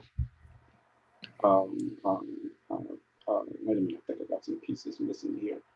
Here we go. This is what I wanted to make sure I made a keynote on. Mr. Little was the first African American president of United Way of Greater Atlanta in 2007. He has raised more than $1 billion for local community needs and priorities. And of course, before United Way, he served as chief operating officer and interim president and CEO of the National Urban League. So those of us who are well versed in the area know you on that side. He's one of our brothers. Graduated magna cum laude from Morehouse College with a BA in sociology and earned a master's in urban sociology and social policy from Columbia University. It's so many other things. I believe you guys can check that bio out. He is well versed, well educated, and has a amazing career path. Ms. Jones, you see that urban sociology? I'm in urban planning. This is See that? look, look. This might be for me. This whole career is just flowing. That's my major is urban planning, actually, and so I'm excited to hear all of what you have for us to present, and you may take it. Well, thank you very much. Actually, for this audience, I should have put in that bio that I'm a Benny Award. Yes. Well, proud Benny Award recipient. Yes, sir. Thank you. Thanks for the opportunity, and I wish we were all together face to face so we could have this conversation. I'm going to talk on 3 related topics that all fit within this notion of social impact and our shared interest in building a better world. That certainly was what I wanted to do when I left Morehouse and began to pursue a career in public policy. That's what took me to Columbia University, took me to NYU, and then ultimately to the New York City Mayor's office, which really was where I began this career path towards really impacting the levers of public policy as a way to promote social change. And so I'm happy to share that passion and commitment with you. Let me tell you a little bit about United Way, what we've been up to over the last year. And I'll use that as a segue into a broader conversation around social action, social movements and the kinds of organizations and careers you may be able to pursue that allow you to actively engage in the kind of change and build a better world that is your passion. So Ms. Jones, maybe you could just sort of tee up the first slide on United Way. As we begin to do that, let me tell you, United Way is a national and global network that actually began in Denver in 1885. And it began by a group of clergy and one woman in Denver in the middle of a snowstorm. And it was to help people who had come to Denver in the middle of the gold rush, but who had not struck it rich, but in fact had struck hard times, be able to make their way out of poverty and hunger and the despair that was occurring simultaneously with the fact that many people were striking it rich because they were striking gold. And this network that began in Denver is now in 40 different countries and annually raises about $4 billion of philanthropy across the world. In Atlanta, we have decided that our work is going to be organized around this notion of how do you improve the well-being of children. There is consistent data coming from multiple sources that all point to one tragic statistic, and that is Greater Atlanta has either the worst or the second lowest rate of social mobility for poor children in the country. We sort of dance around the bottom with Charlotte, North Carolina for having the absolute worst social mobility. What's that mean in graphic terms? That means if you are born a poor child in Greater Atlanta, you have less than a 5% chance that by the age of 30, you will escape poverty through a combination of work and education. A less than 5% chance. So basically what we tell children in Greater Atlanta is if you are born poor and stay in Atlanta, you are likely to die poor. And so we decided at United Way to take that task on and how we could aggregate the effort of an entire region to solve the problem and make sure that we have a different promise to Atlanta's children, that you can escape poverty and you can live your best lives and achieve at the highest rates that your ambitions and visions will allow. So what have we been doing over the last year? And it's really been anchored in the COVID response. Ms. Jones, if you could go to the next slide. We created on March 17th, March 12th, the COVID-19 Response and Recovery Fund. And we did it in partnership with the Community Foundation for Greater Atlanta. We closed our doors on March 11th. March 11th, the then president of the Community Foundation and I said, what are we going to do? How are we going to raise money to solve the issues of hunger, joblessness, kids that now are having to go to virtual learning, but don't have the hardware or the access to the internet that's going to be absolutely necessary for them to be able to continue their education. And so we created this fund overnight, and within 2 months had raised $30 million from 1,600 foundations, corporations, individuals. Next slide, Ms. Jones. The slide here talks about sort of the big categories where the money was deployed.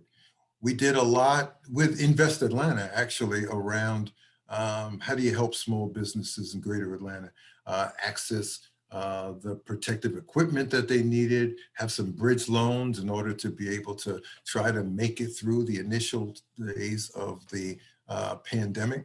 We did a lot of work in health. How do you solve the health crises that many people were having?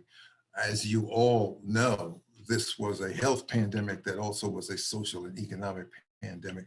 And we began trying to invest all across 23 counties of Greater Atlanta to solve emerging health challenges. A lot of work going into housing eviction prevention. We've had a separate project with the city of Atlanta that has really been focused on 2 categories of eviction prevention. One, rental assistance, and the second, those who own their homes but were paying mortgages and couldn't afford to pay the mortgage because they had lost their jobs. As you can see, about $7 million had gone out just in that housing space. And then the biggest area really was around food security and education.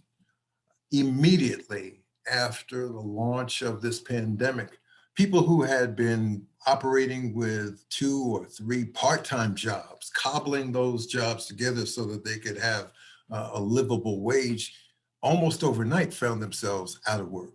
If not all of those jobs, then 1 or 2 of them, which really pulled the legs out of their economic security.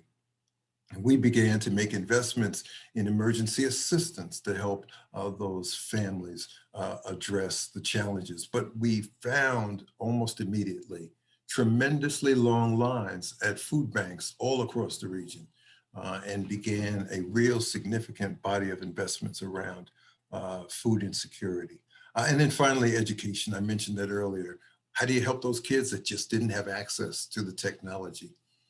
Even still, there are probably about 15% of children across Greater Atlanta who a year into the pandemic still had not logged on to one virtual class in their public school education. When these kids get back to school in the fall, they're going to be seriously behind academically. And as a community, we're going to have to figure out how do you wrap your arms around those kids and make sure they get the educational supports they need so they don't wind up as dropouts and create longer term problems for themselves and for this community. So that gives you a little bit of picture of where our fundraising and fund investments have gone as we have tried to wrestle with the economic and social and health and educational effects of the pandemic. Next slide, Ms. Jones. We also launched a Racial Equity and Healing Fund. You can go to the next slide. Those of you who paid any attention to what was going on last summer saw the street protests, and that continue, that in the wake of unlawful and tragic shootings by police of Black men and women all across the nation, and all kinds of other evidence, whether it's the disproportionate impact by race and by class of the pandemic or a host of other things. Lots of focus around America's reckoning with race. And we began a Equity and Healing Fund to try to help Atlanta come together. We have a community that is divided by geography. We've got communities divided by race, by political persuasion, by all kinds of other ideologies. And we are not going to be able to move forward if we don't find a way to come together around the issues that we hold in common so that we can now build a more equitable pathway out of the pandemic towards recovery. This notion of groundwater and roots really is embedded in this concept that if you think about a lake, and if you saw one fish floating on the top of that surface of the water, you might imagine that there is something wrong with that fish. If you go to another lake and you see lots and lots of fish floating on the top of the water, you may believe that there's something in the water in that lake. But if you go to lake after lake after lake and see the same problem, then you realize it's not a fish that's sick and died. It's not a lake's water that is the problem, that there is an issue related to the groundwater, the water that feeds each one of these lakes. There's something poison in the water that is killing every fish in every one of the lakes that you've observed. So translate that to the sectors of our social justice and criminal justice system, our educational system, our health system, our economic system. In each one of those systems, you will see the same people struggling. and they generally look like you and me. They're people of color who have higher rates of unemployment, or higher rates of unemployment than their white counterparts, who are worse off across a variety of health outcomes than their white counterparts, whose educational outcomes are worse than their white counterparts. In each one of these systems, the same people are suffering significant disparities, which tells you that it's not the character and it's not the lifestyle and it's not the behavior of the people. There's something about how those systems operate. And so that's the way that you use the groundwater and roots analysis to, as a way to explain the disparate impacts that we see across a variety of social, political, economic settings. And so the work of the Racial Equity and Healing Fund is to identify these disparities and to bring solutions at the sort of groundwater level that deal with systemic racism in all its forms and in all of its places where it occurs. Go to the next slide, Ms. Jones. And so in just a short period of time, we've touched base with about 300 donors. We have received individual gifts. We've got 15 corporate and foundation gifts.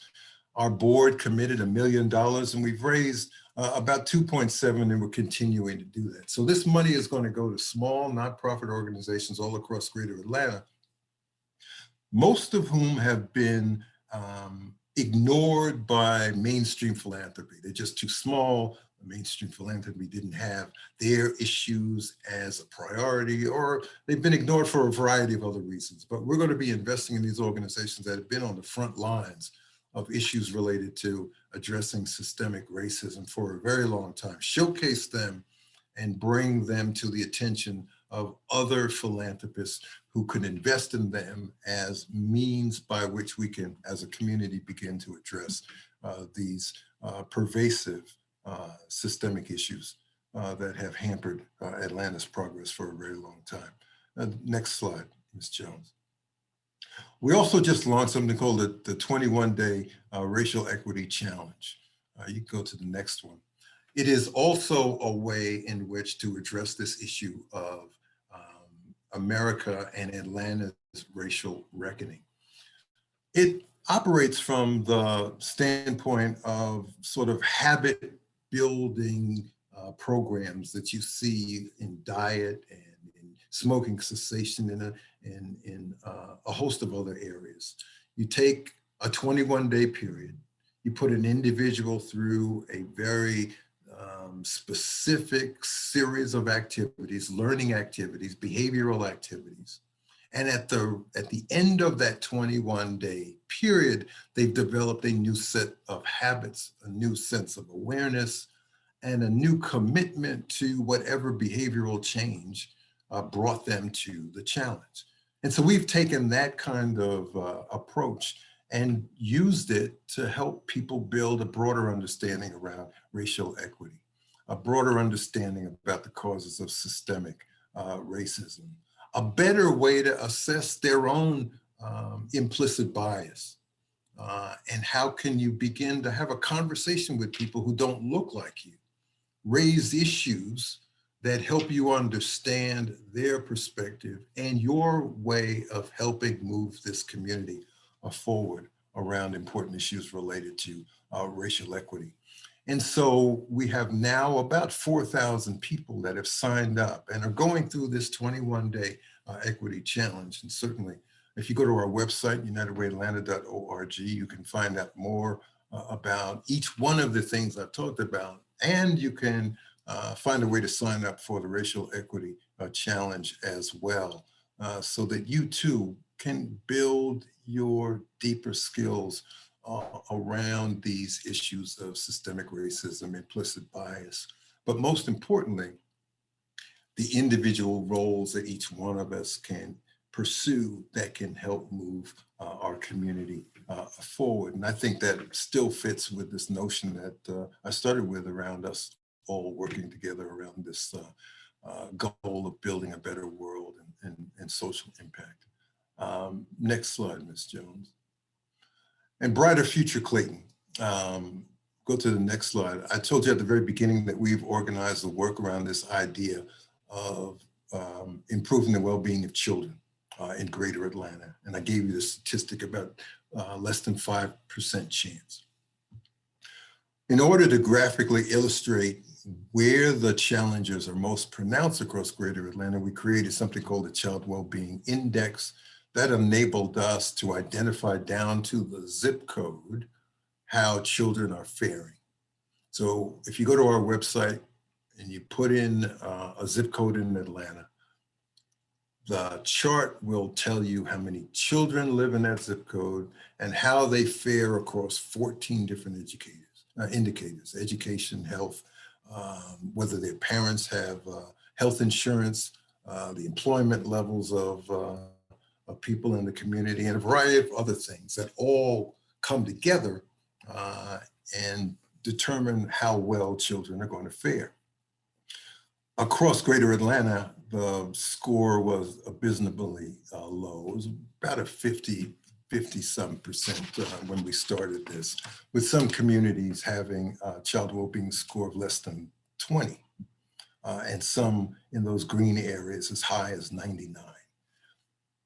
The redder the zip code is, or the area on that map, the lower the child wellbeing is.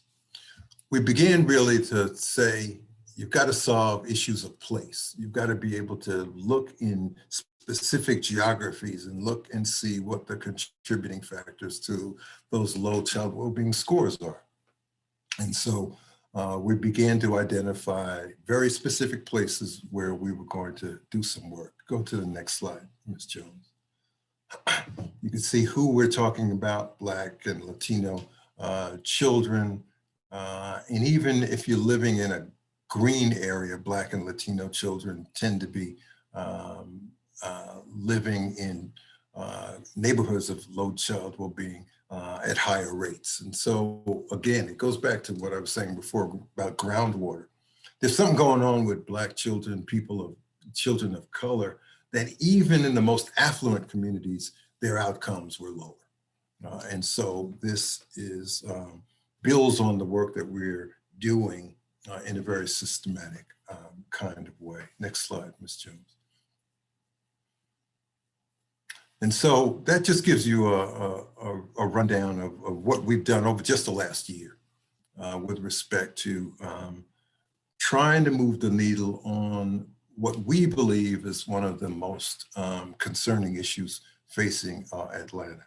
And that is that generations of disparity in education, income, health have led to such a significant problem of economic and social mobility as to really provide a really significant reason why we as a community need to aggregate our effort around how do we bring children to the economic and social mainstream? How do we improve K through 12 education, preschool education?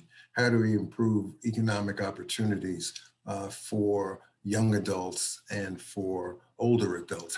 How do we just solve these problems? And many of the folks that we've talked, that you have had here today, are playing important roles in the work that we're doing. So let me just pivot now to talk a little bit about careers and opportunities. So United Way is just one example of the kind of social impact organizations that you could be a part of and apply your skills, regardless of what your major is. You know, whether it's economics or political science or sociology, English, marketing, variety of things, even physical sciences have roles in these impact organizations. I'm involved in a human service sort of space. But if you want to make a difference, that's not just where you can find a way to make that difference.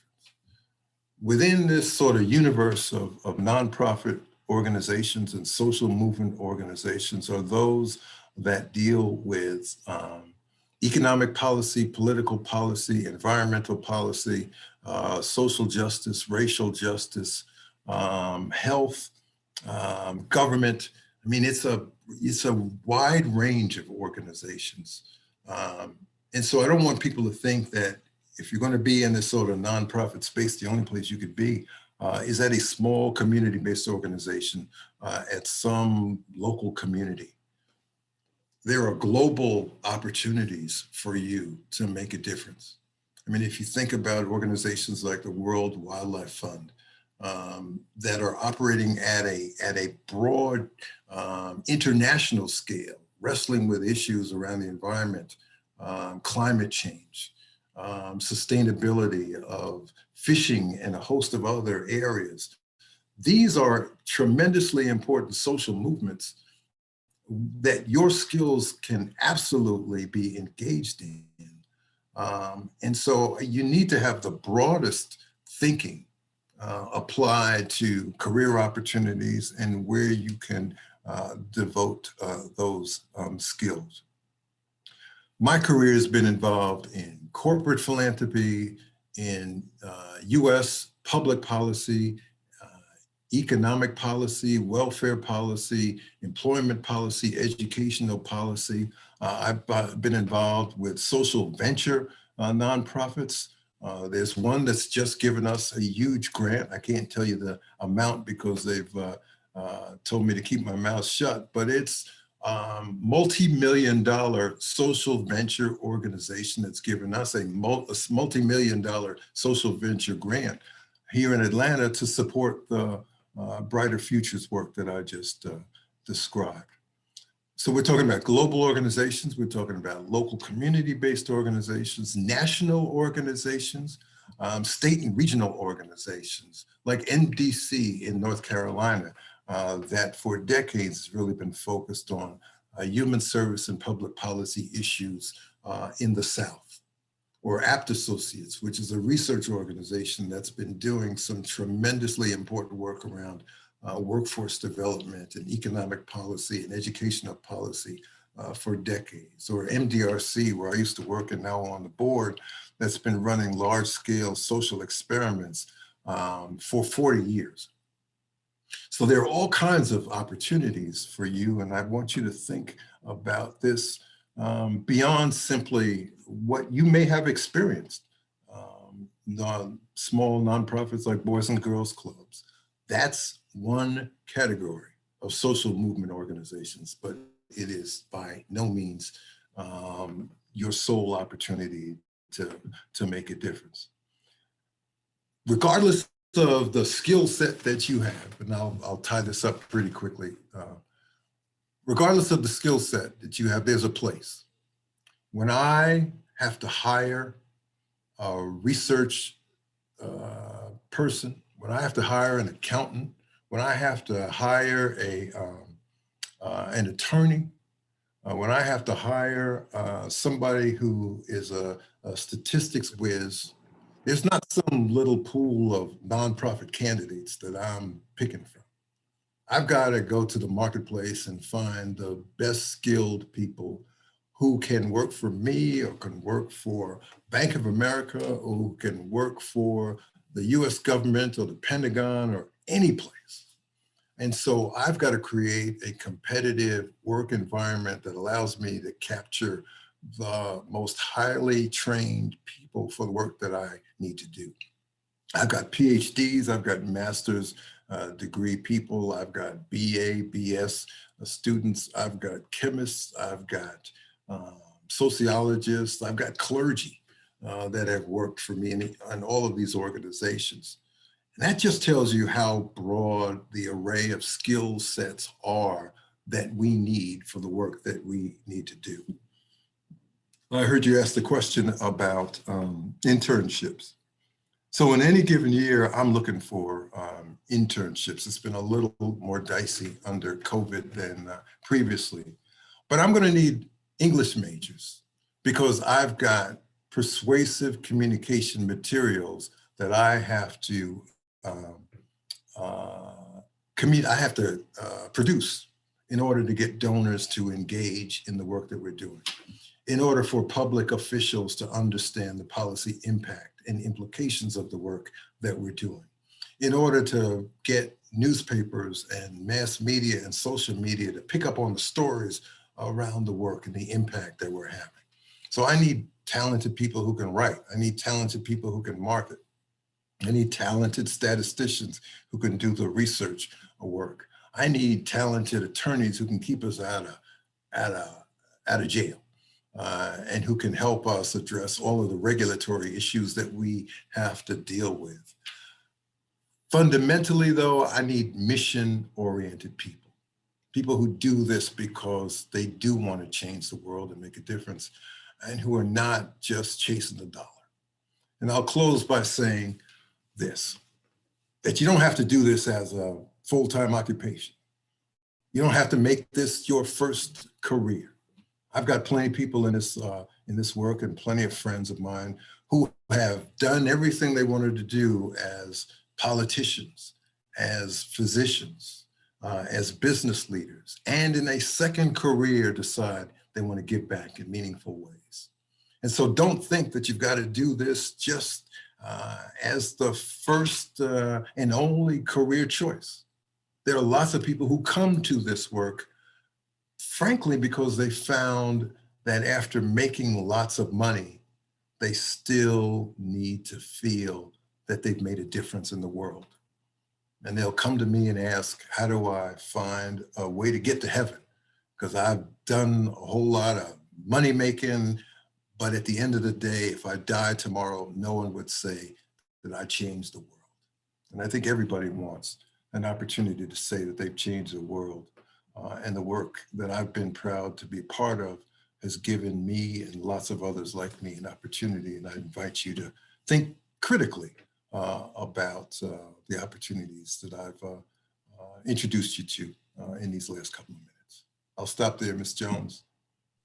Thank you so much, Mr. It's always a pleasure to have you speak to our students, just because the work that you do is just so aligned with our organization's mission, and you always bring such rich information. This is a rich conversation. We thank you for taking time out of your day, your busy schedule, to speak to our students today. So thank you so much. We put the website in the chat. Really encourage you all to go to the website, get plugged in, stop volunteering, get involved. And we'll definitely send the information out about the challenge to our students as well, and to our additional members in the society. So we just appreciate you so much. Thank you again for always being willing to contribute to your Morehouse Brothers. Thank you, and sorry for going a little long. Oh, no, you're fine. It was great information. Thank you so much. All right. Have a good weekend. All right, see you soon. You too. Bye. All right, we are going to go on to our next speaker. And now Mike is really over. He's like, yes, this is everything I need. Look, I'm like, if nobody don't get nothing else. So you're getting your blessing today if no one else does. So we are going to move on to our next speaker, Dr. Lakita Bloxon, who is one of my favorite people in the entire world. I tell her this all the time. So I'm so glad she's here. If you haven't already, I have a podcast where I got the chance to interview her. Just look on your podcast platform of choice and you can listen to her wonderful interview. But she's going to share with us about her program, and I will turn it over to Mike to do his introduction and get out the way. Well, actually, because this is our first and really only female speaker today, I'm really excited about that. And since y'all have such a wonderful connection, I'm gonna let you two ladies, you introduce your colleague. All right, thank you, Mike. I appreciate it. So Dr. Lakita Bloxon, again, is one of my favorite people in the entire world. She is the founding faculty director of the Social Innovation Graduate Program and associate professor of management at Agnes College. Dr. Lakita earned her doctorate in business ethics and public policy from the University of Pittsburgh, and both her bachelor and master's degree in business administration for Florida A&M University, another HBCU. We love our HBCU graduates. She is a professor for over 20 years, Dr. Blockson conducts research on entrepreneurial ethics, social venturing, corporate community relations, urban economic development, and minority women entrepreneurs. Dr. Lakita is a 2009 Diverse Issues in Higher Education magazine's emerging scholar, and she received the 2005 Academy of Management Best Mentoring Practices Award for co-founding and leading the Management Faculty of Color Association. Dr. Blockson also studied with my other favorite person at Rutgers. And so I just love the work that she does. And I'm really excited for you all to learn about the graduate program that she leads at Agnes Scott. So Dr. Blockson, the floor is yours.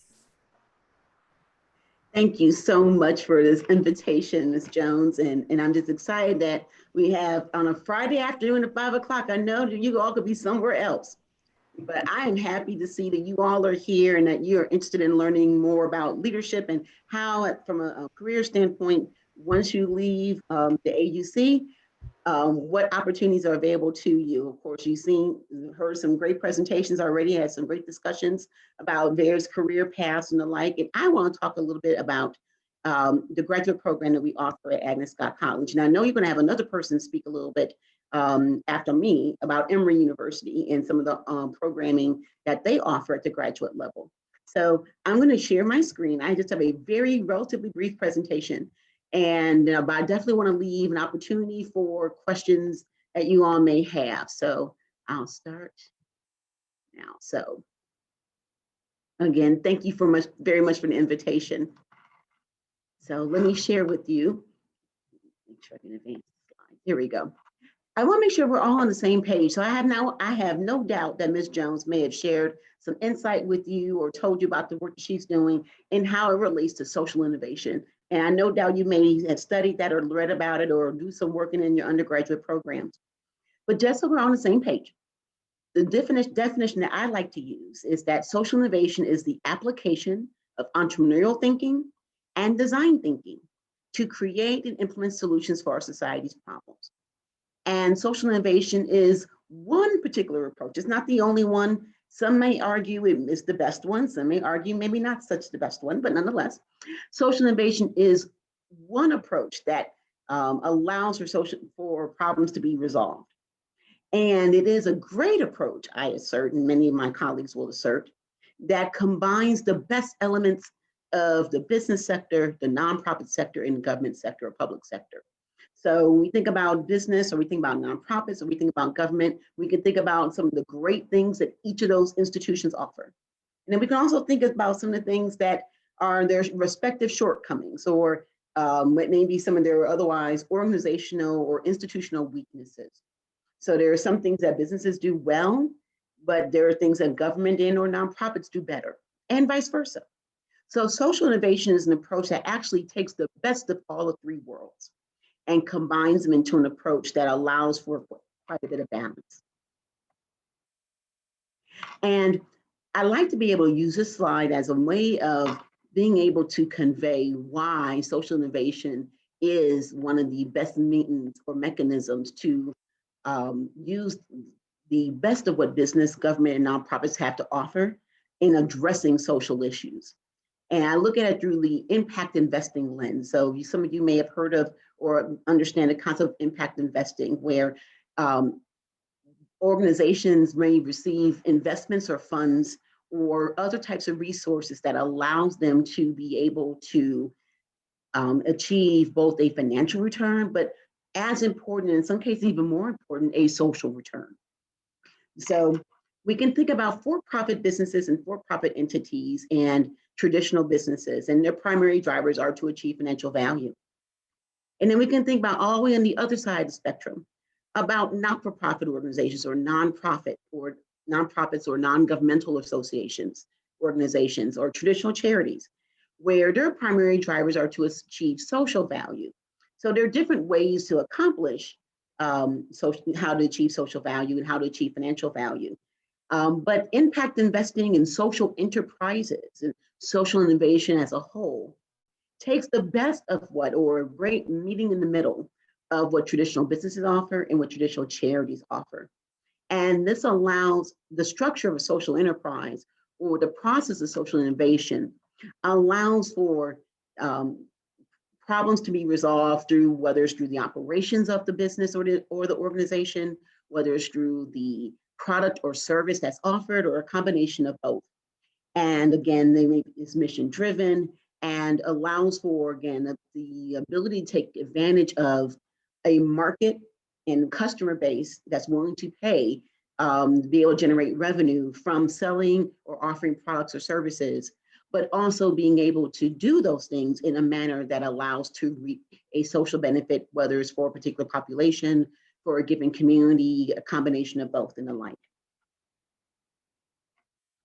So with the Master of Arts program that I lead at Agnes College in social innovation, I like to make sure that students are able to gain an in-depth understanding of the connections among social, environmental, and economic systems through an interdisciplinary lens of analysis.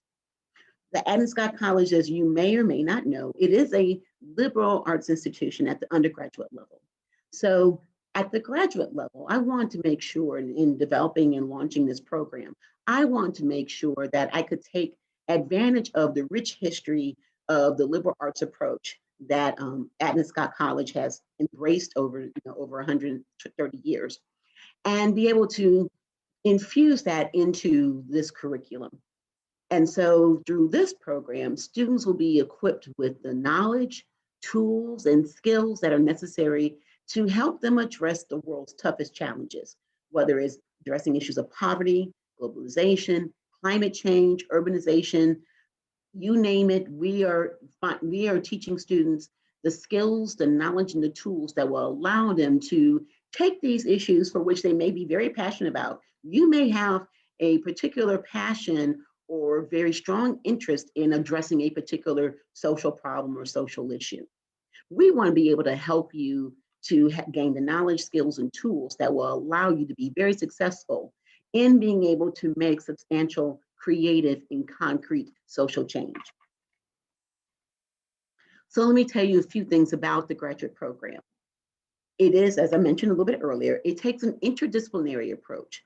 So a lot of, or several different social innovation programs, social entrepreneurship programs, or very similar types of programs, change-making programs, are housed at other institutions within a particular college or school. So for instance, they may be housed within a business school and associated with an MBA program, or public policy school and associated with a public policy program, or design school, like Stanford is associated with a design school.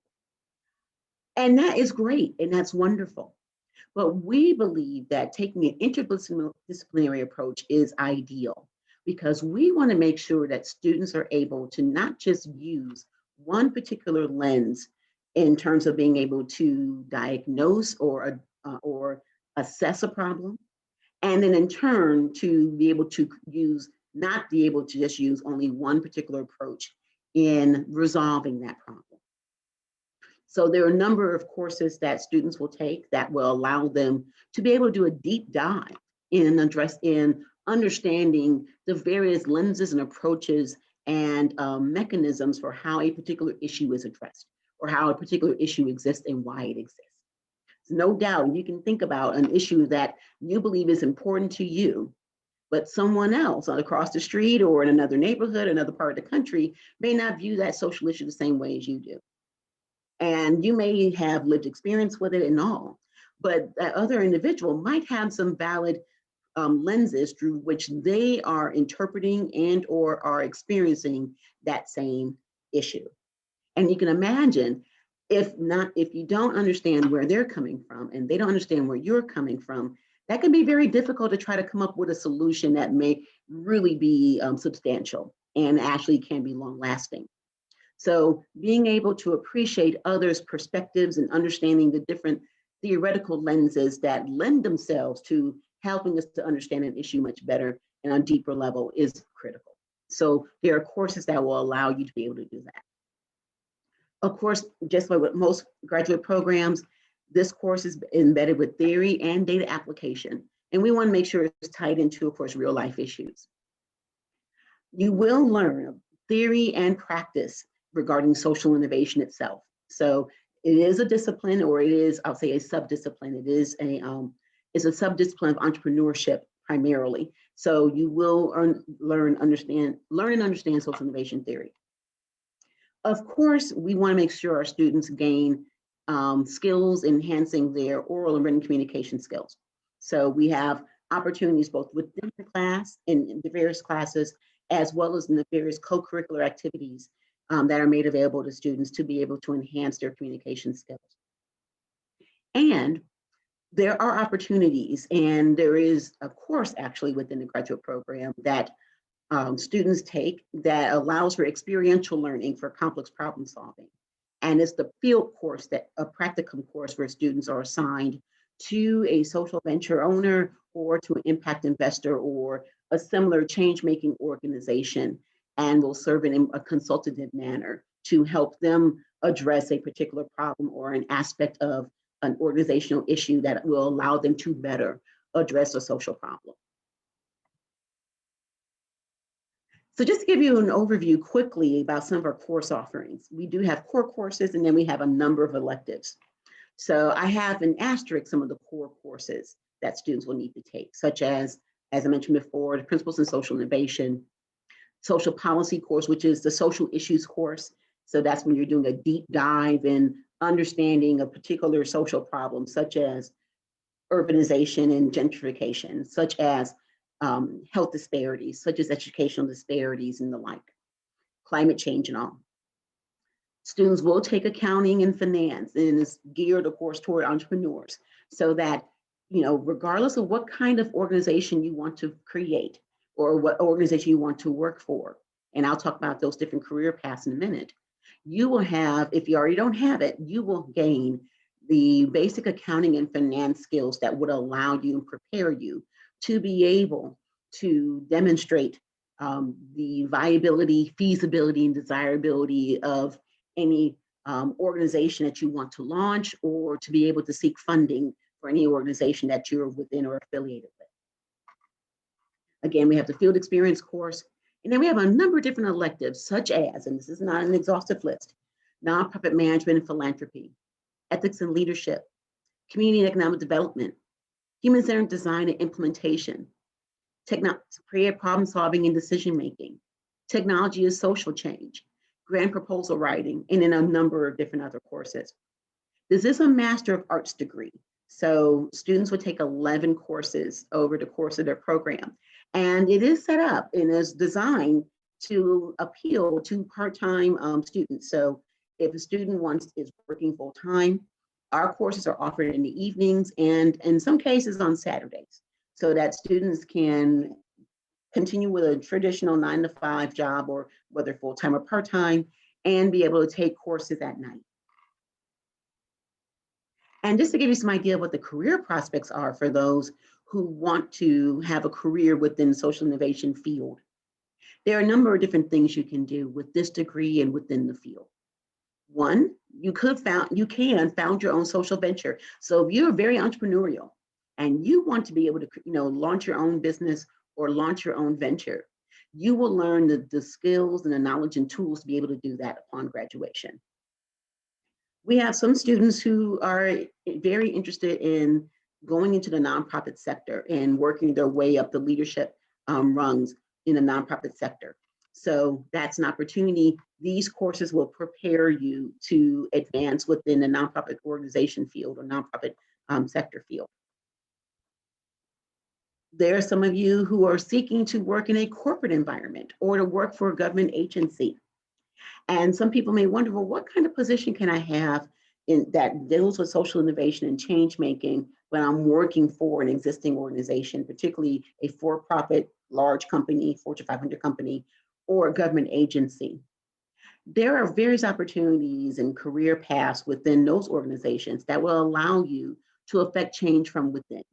And so you can use this degree in the knowledge and skills and tools you gain with this degree to be able to be one of those change makers, whether it's through its philanthropic arms, whether it's in its strategic management areas and development areas, whether it's in its public relations and corporate and public affairs, various different areas within industry and in government. And then most importantly, regardless of what path you may take in your career, this degree will prepare you to be able to collaborate effectively with professionals across multiple fields and disciplines. We want you to be able to have the language and the capacity and the ability to be able to hold those tough conversations with others and to be able to recognize and appreciate those lenses that they use and to communicate in an effective manner the lens that you use or have used, and how collaboratively and holistically how those different perspectives can get us to a better point of being able to understand an issue better, and in turn be in a better position to be able to address that issue. The last thing we want anyone to be able to do is to have a perspective that's just totally their own and say, hey, I want to do this. I want to be a change maker in this area.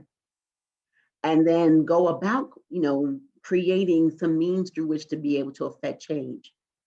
But if it's only solely their perspective, their knowledge, their understanding, then it's possible that that venture or that effort may not be as successful as it otherwise could be.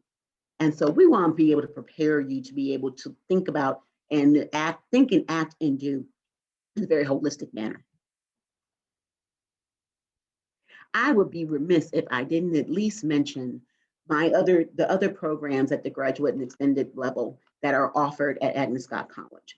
So if you visit our website, and I know Ms. Jones will make this available in a link or in some other mechanism, we actually have not just a social innovation Master of Arts program, but we have a number of different master's programs that may be of interest to you, whether it's data analysis and communication, data visualization, evaluation and assessment methods, technology leadership and management, or writing and digital communication.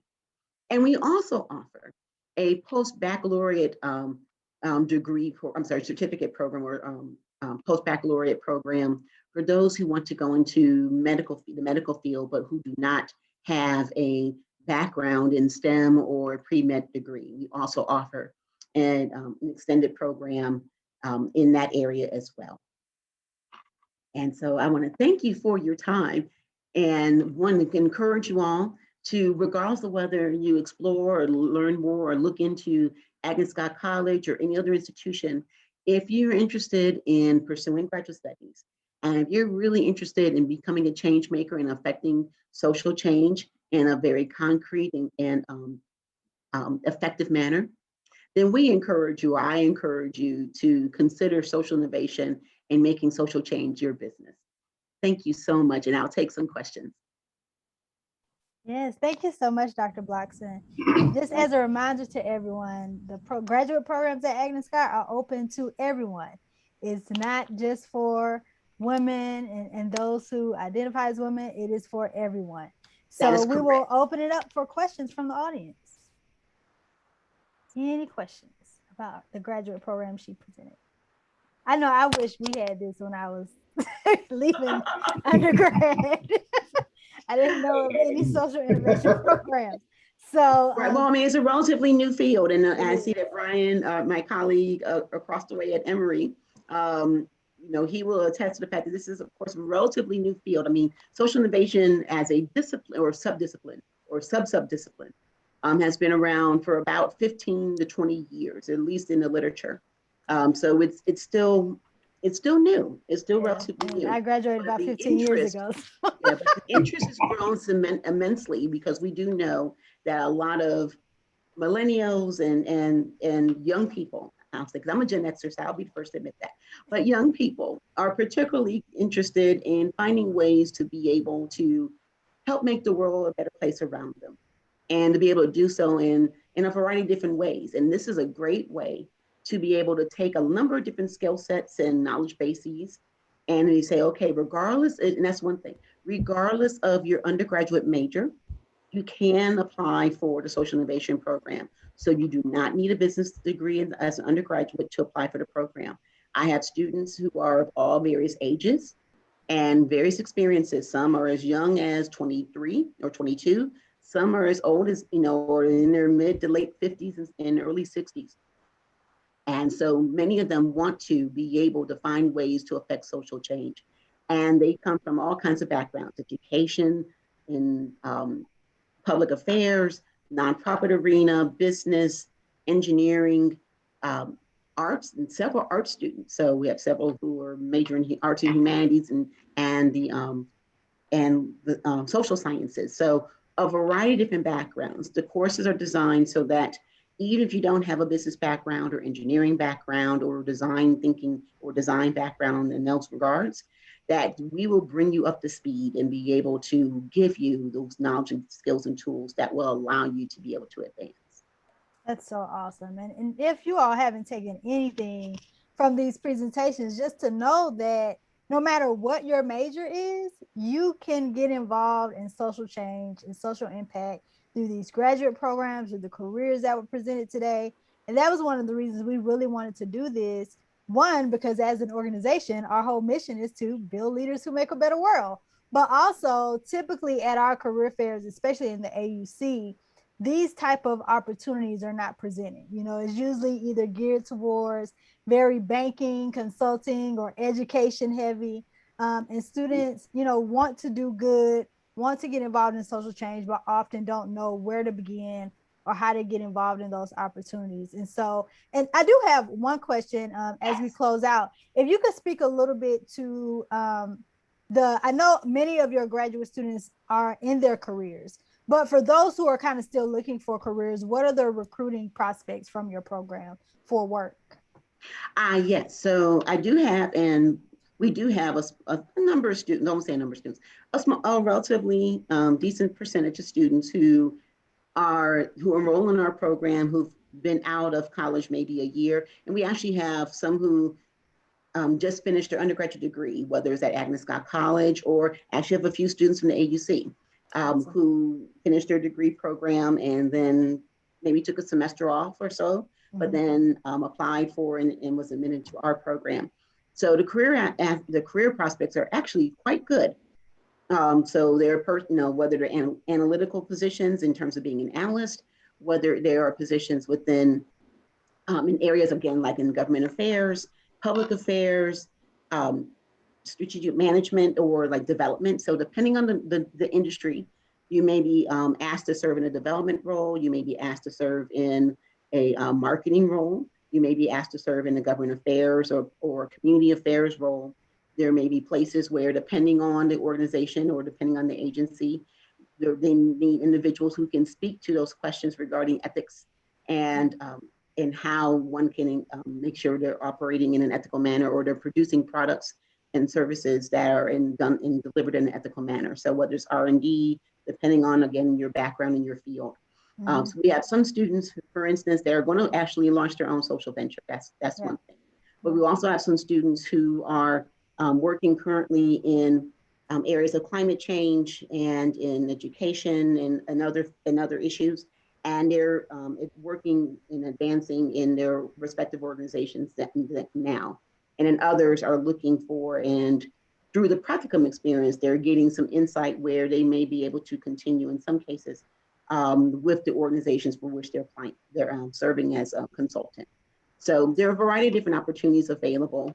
And we do have our Office of Internships and Career Development, where we actually have a person dedicated to those who are students in our social innovation program and all our graduate programs, and are able to connect us with a variety of organizations, whether nonprofit, for-profit, or government agencies, who are looking for people who can think very broadly and holistically and concretely about these issues.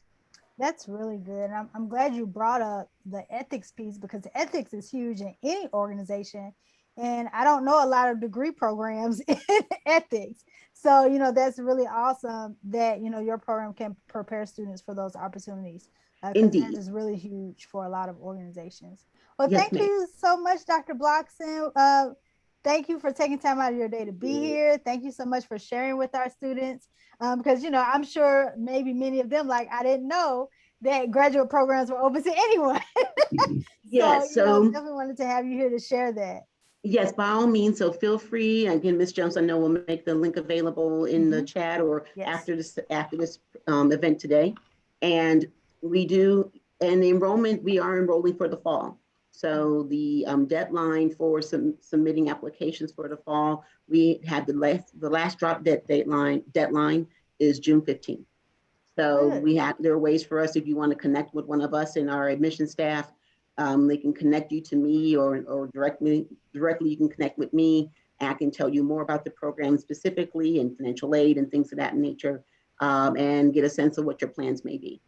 Wonderful. Well, thank you so much. Enjoy the rest of your weekend, and we really appreciate you being here this evening. Thank you. You do all do the same. Take care. You. Bye. Bye. All right, we are coming to the end. This has been good, y'all. This might be a whole rebroadcast to like the whole NSLS or something. This is because it was too much good stuff. Yes, this has been so rich. You can't just let that go. This is right. So next up, we have another one of my favorite people, Brian Go. We have been in contact for a few years now. So excited to have you here. I'm going to pull up your introduction slide and let Mike do your introduction. So just give me 1 second here to get going. Mike, the floor is yours. I apologize. That's my old picture pre-pandemic. So I need a haircut badly. No problem. I think all of us look a little different since about this time last year. So I want to, of course, appreciate Brian for coming on. I have some people over there in your camp in Emory trying to wave me over in that direction. So we probably will connect at some point. Mr. Brian, of course, is a lecturer in organization and management at Emory Goizueta. Am I saying I've missed it about 2 times today? So let me hear you say it since you are there. That's part of your camp.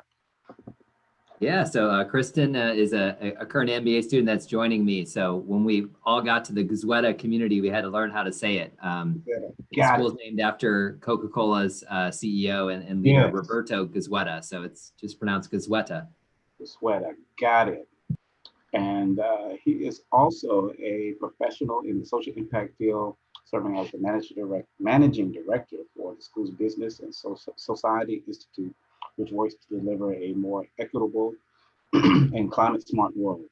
Brian also manages the Institute's collection of innovative programs and student activities that boost neighborhood vitality in Atlanta through micro-business development, strengthen coffee grower communities in Latin America through women's empowerment, and develop the next generation of principled social enterprise leaders through experiential learning.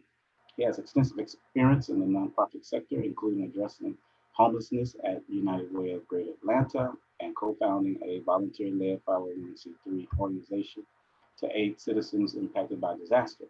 Currently Brian serves on the board of nonprofit social enterprise First Step Staffing and City of Atlanta Small Business Advisory Board. He has a Master of Business Administration from Emory's Goizueta Business School and a bachelor's degree in sociology from the University of Michigan. So Brian, take it away. Thank you, Michael. Appreciate that. Go Goizueta, go blue. And also want to make sure we have Kristen, who's one of our fantastic current MBAs, soon to be graduates of Goizueta as well. But Kristen, do you want to quickly introduce yourself and your background? That'd be great. Sure. Good afternoon, everyone. My name is Kristen Little. I'm a second-year MBA student at Emory Goizueta. Before business school, I was working a few years in consulting at a boutique firm in New York, specializing in global health. I then worked in corporate social responsibility at KPMG.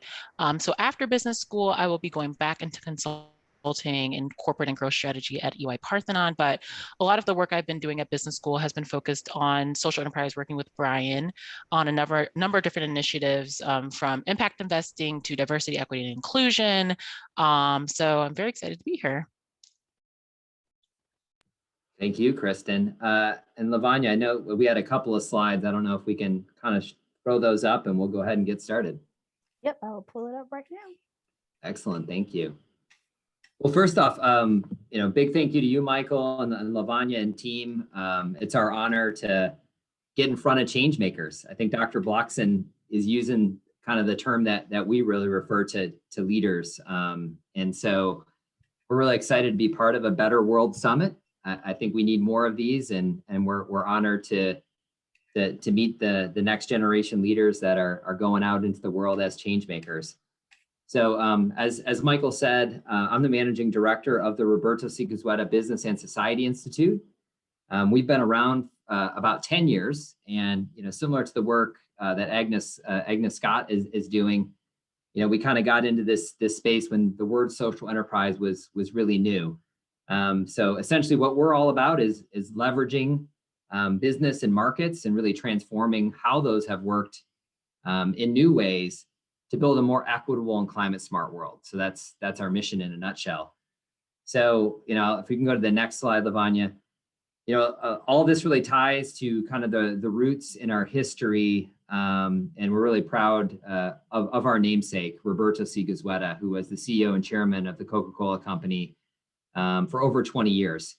And so Mr. Goizueta was deeply rooted, obviously, in the Atlanta community, but as a global citizen and an immigrant from Cuba to the United States, and at a company like Coca-Cola with connections around the world, he really saw the importance of business, not only today, but in the future, for how it creates wealth, who it creates wealth for, how do we create really fantastic opportunities and equitable opportunities around the world. And one of the quotes that we really live by, that's on our walls all over the school, and one that is really true to us in our Institute on Business and Society, as Roberto C. Goizueta always said, the cynics will tell you that the good you do today will be forgotten tomorrow, but just do it anyways.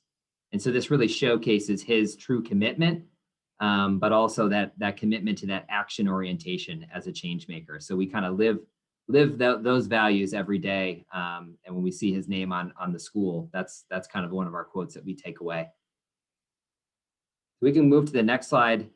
For us as a business school, we really think of it as leadership school. I think we kind of orient ourselves around business and the economy, but for us, it's all about developing leaders, and it's all about developing the kind of leaders that we need in the world today. So we're in the business at our business school of developing thinkers and innovators prepared to go beyond business as usual, to really tackle some of the biggest challenges we face today. The biggest challenges of the 21st century are truly around inequity and inequality across the United States and the world. And secondly, which is very much related, is our climate and climate change. So we're a well-known business school. I think we've built a good reputation not only for career placement, and we're considered a top 25 program across the country. And we're really honored to be a gold net impact school as well. And so Net Impact is one of the foremost organizations from an extracurricular standpoint, where our students really learn about impact investing and sustainability. And so we've been back to back gold chapter. So we're really proud of that, and kind of showcases the commitment we make and the great work of student leaders like Kristen. So Lavanya, we can go to the next one. So our institute, like I said, is about 10 years old, but we changed our name actually in March from the Social Enterprise Center to the Business and Society Institute. And I think for that was a really exciting moment, because it kind of elevates the importance and what we do. And with the name change came a nice gift from the Goizueta family, which allows us to expand what we do. But I think for us, the name Business and Society really encompasses all that we do. I feel like social enterprise is one element of social innovation and social entrepreneurship, but we really are really tackling issues like inequity and climate change that take a lot of different work and aspects. And our work is really rooted in 3 areas, and they're all deeply connected. One, research. So we have, if you're interested in a PhD and kind of that academic track, we offer a PhD program, but also we have a lot of fantastic both junior and senior tenure track faculty that do research on interdisciplinary subjects that explore the connections between markets and social outcomes. So we know it's really, really important to do research, to publish, to really have knowledge out there that can influence policymakers and businesses to address inequity and climate in new innovative ways. That research really goes right into our program. So we're really proud to be action oriented, and we offer a number of programs both here in Atlanta and in places like El Salvador and Guatemala and Nicaragua with women coffee growers. And so a lot of our programs are really oriented around the research that we do around what do micro and small businesses need in places like South Atlanta? How do we build wealth in small farming communities in El Salvador or Guatemala? And so we've actually inserted ourselves with our students and partners to really help those people build businesses, build wealth, build stability and vibrancy for their families and communities. And then lastly, teaching.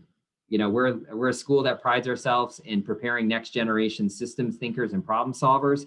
So we offer a number of courses, concentrations and majors in social enterprise and business and society. And along with that is a lot of those extracurricular opportunities, global travel modules, and various kind of competitions and other ways to really learn outside the classroom, which Kristen has taken on and excelled and raised our profile in so many great ways this year. We can go to the next slide, Lavanya. So I wanted to pause here, and Kristen and I know everyone was interested in hearing a little bit from each group about what kind of skills does it take to be a change maker, for someone to build a better world.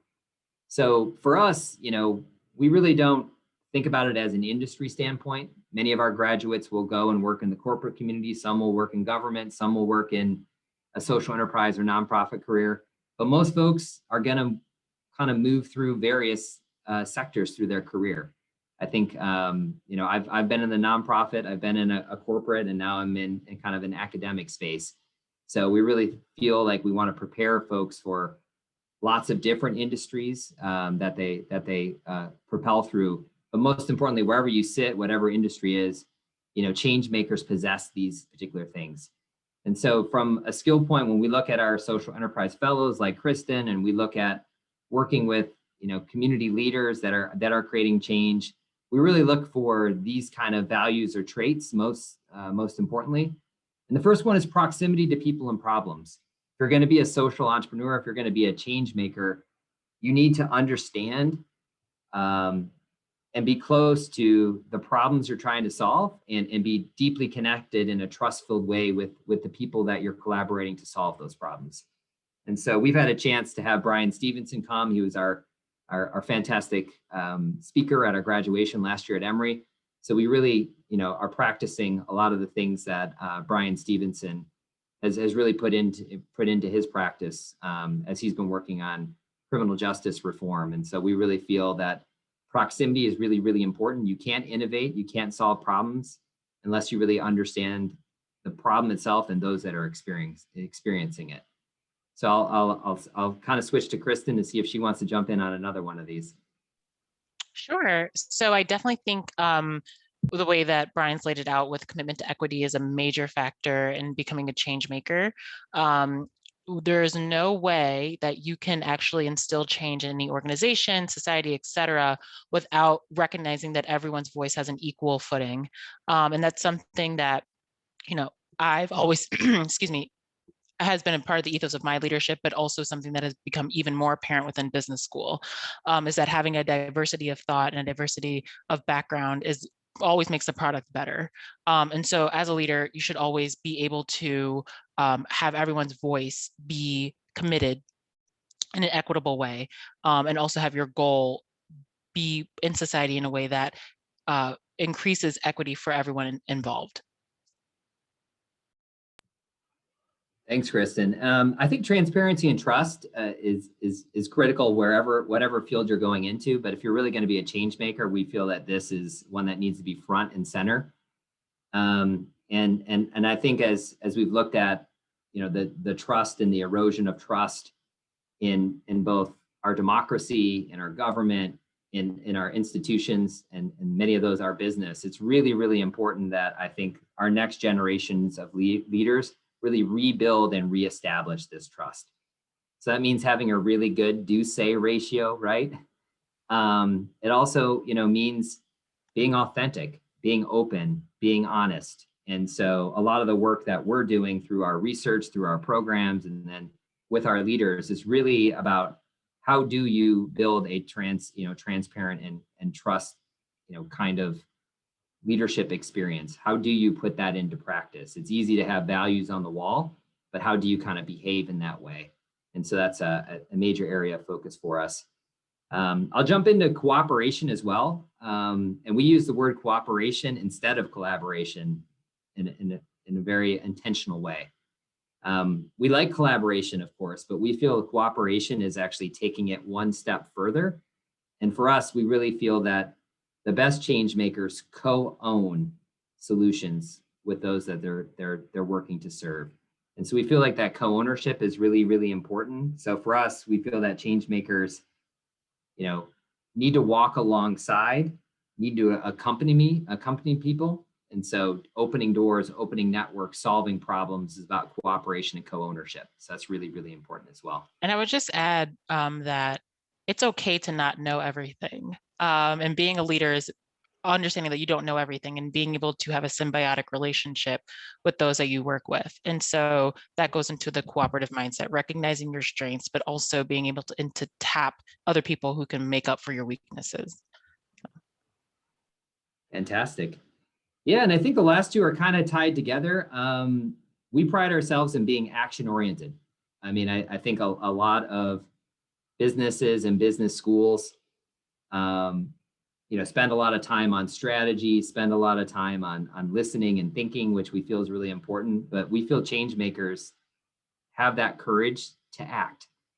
And it's not a lack of fear. I think courage is always misunderstood. It's not an absence of fear, but it's really that relentless commitment to set out to accomplish your mission. And so we're really proud that, we instill those values, but we're really looking at those in the students and partners we work with. So as you set out to, build a better world, it's going to take a lot of action. It's going to take a lot of courage, and it's going to take a lot of resilience, because as we know, these are major systems issues that, that require a couple steps forward and many times a couple steps back. So just kind of that relentless commitment around action and courage is something that we instill a lot of learning around in the classroom and out in our experiential learning experiences out there in the community. So Lavanya, I think we had a couple of ways for you to get engaged in opportunities immediately as a recent grad or soon to be grad. One, continue your leadership journey and consider a 2-year MBA with us. And one of the things I would say is the older you get, the worse you get at taking those standardized tests. So I'll say, take your GMAT now. The scores for the GMAT last for 5 years. So it's a really smart move to take your GMAT or other, kind of graduate school tests now while you're in that test taking mode. Consider early admission to one of our MBA programs. We have our full-time program. We also have an evening and executive program, but those that are just out of school can, apply now and actually be admitted and then go off and work a couple of years and have their space kind of on hold at the Goizueta Business School. And then you also have the option to work 2 to 5 years and then apply.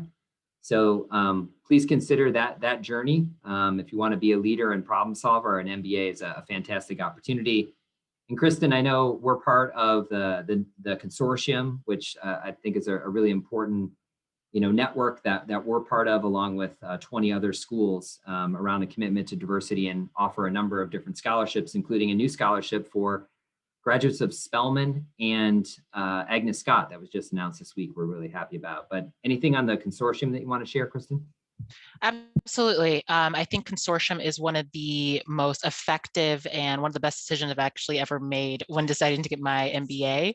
And so please feel free to reach out to me if you have any more questions. But if you are deciding to apply to Emory later down the line, please do so through the consortium. It's essentially a group of top MBA programs from Emory to Yale to NYU to Dartmouth, et cetera, that all have a commitment to diversity, equity, and inclusion. So you can apply to multiple business schools through the consortium, be eligible for a full ride through the consortium. And then you get early access to employers. And that's the whole point of going to business school, right, is to get a better job. And so all these employers are right here waiting for diverse talent like us. And it's just been an amazing opportunity. It's also a great networking opportunity. So being part of consortium means you're part of a network of all business schools. And so actually Columbia just joined the consortium. So once you go to these consortium events, you're interacting with MBA students from every top university. So I'll put my email in the chat if you guys have any other questions, but that's just a brief overview of it. Yeah, the consortium is fantastic, and it's so great to be a part of it. And I know that the networking, is throughout school and as an alum continues, which is fantastic. And then next, if we want to share a little bit about the mentor program that you've built recently, I think that'd be great to share more on that, Kristen. Absolutely. So for those who don't know, I am the president of Emory's Black MBA Association. And this year we launched a new initiative called the Black MBA Association Mentorship Program. And that is in partnership with Morehouse, Spelman, and Clark Atlanta University.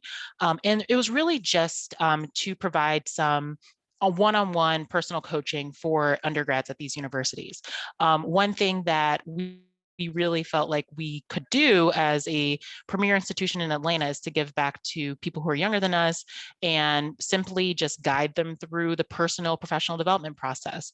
I know that when I was in college, I would have really benefited from a program like this. I had no idea what the business world was. I was a liberal arts major. I was kind of just doing my thing, but I think I really would have benefited from a program like this. And so in addition to pairing up people based on their interests and career goals, we also hosted workshops via Zoom and provided some training for the mentees. We also just launched a special scholarship for the mentees today in honor of one of our board members who unfortunately passed away this year, but it's named in his honor, Robert Goodr Memorial Scholarship. And so if you are part of the program, I think I recognize a couple of names on the call, please do apply. And we plan on continuing this program for next year, so look out as well. But again, any questions about this, if you would like to get involved, my email's in the chat. Excellent. And then the John R. Lewis Racial Justice Case Competition is something that Kristen co-founded this year, and we're really proud to continue this forward.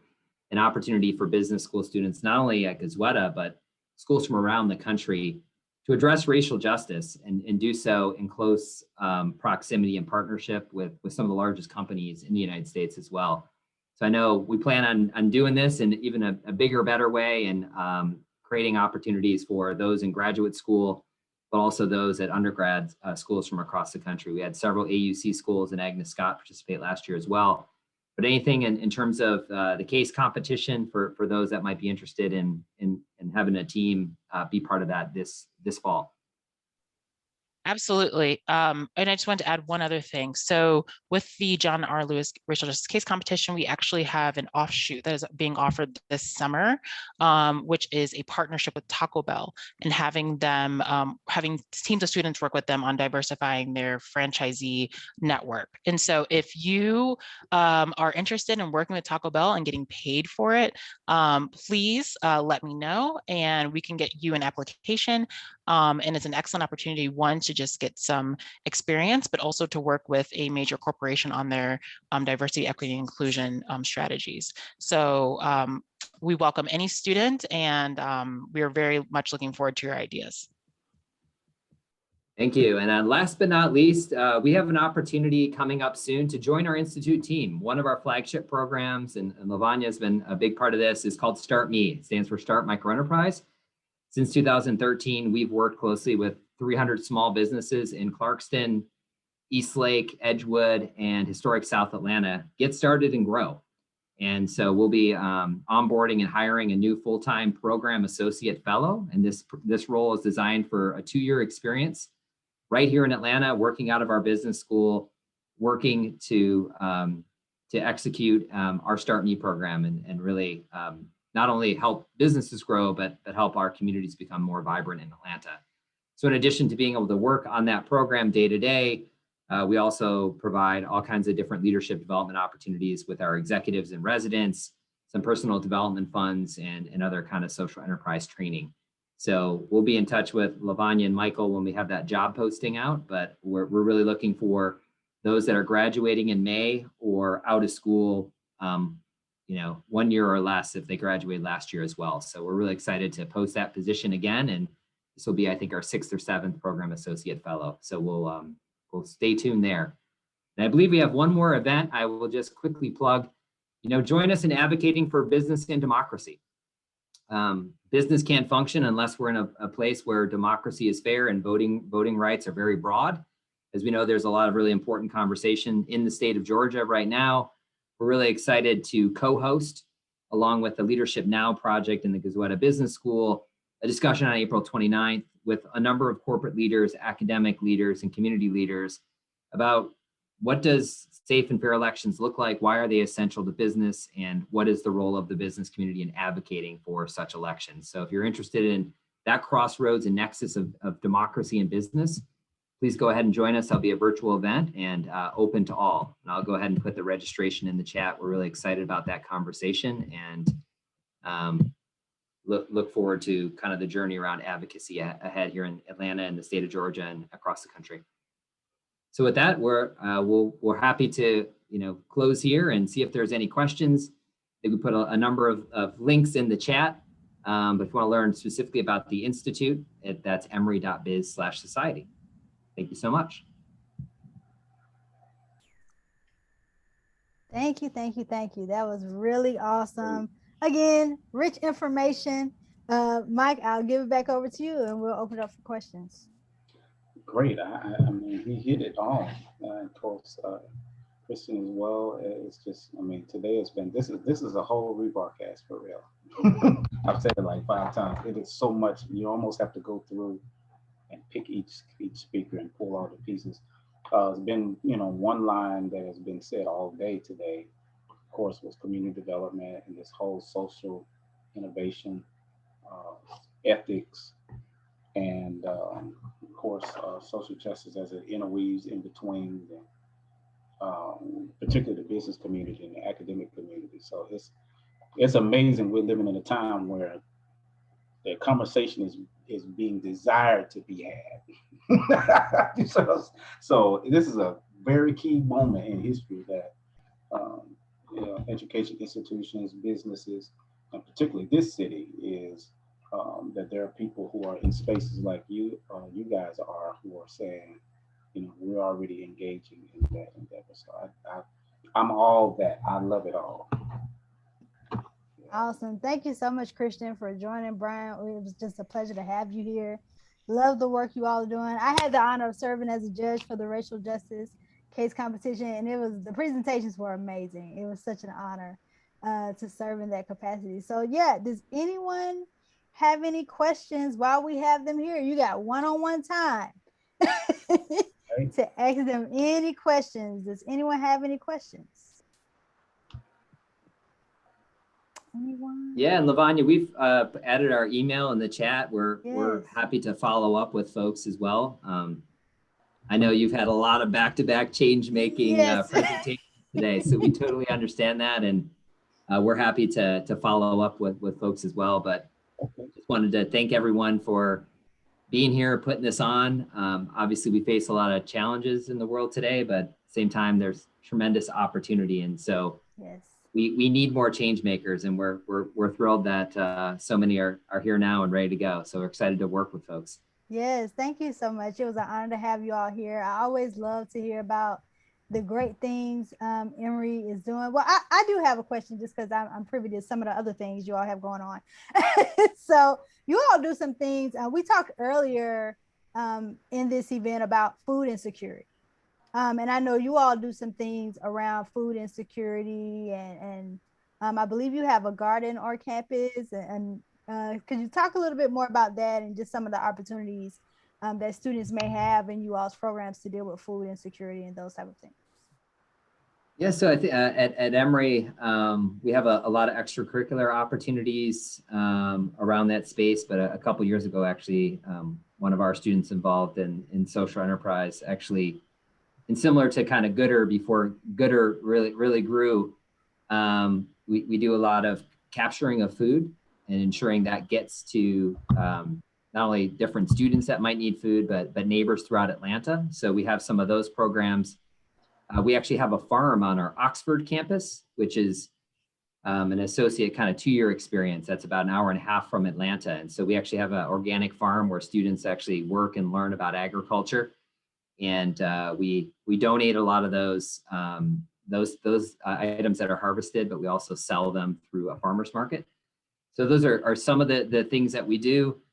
From a Business and Society Institute, we've worked a lot with local farmers, local small lot farmers here in Atlanta, organic farmers. So we partnered with Georgia Organics, an organization called Global Growers that works with new American farmers.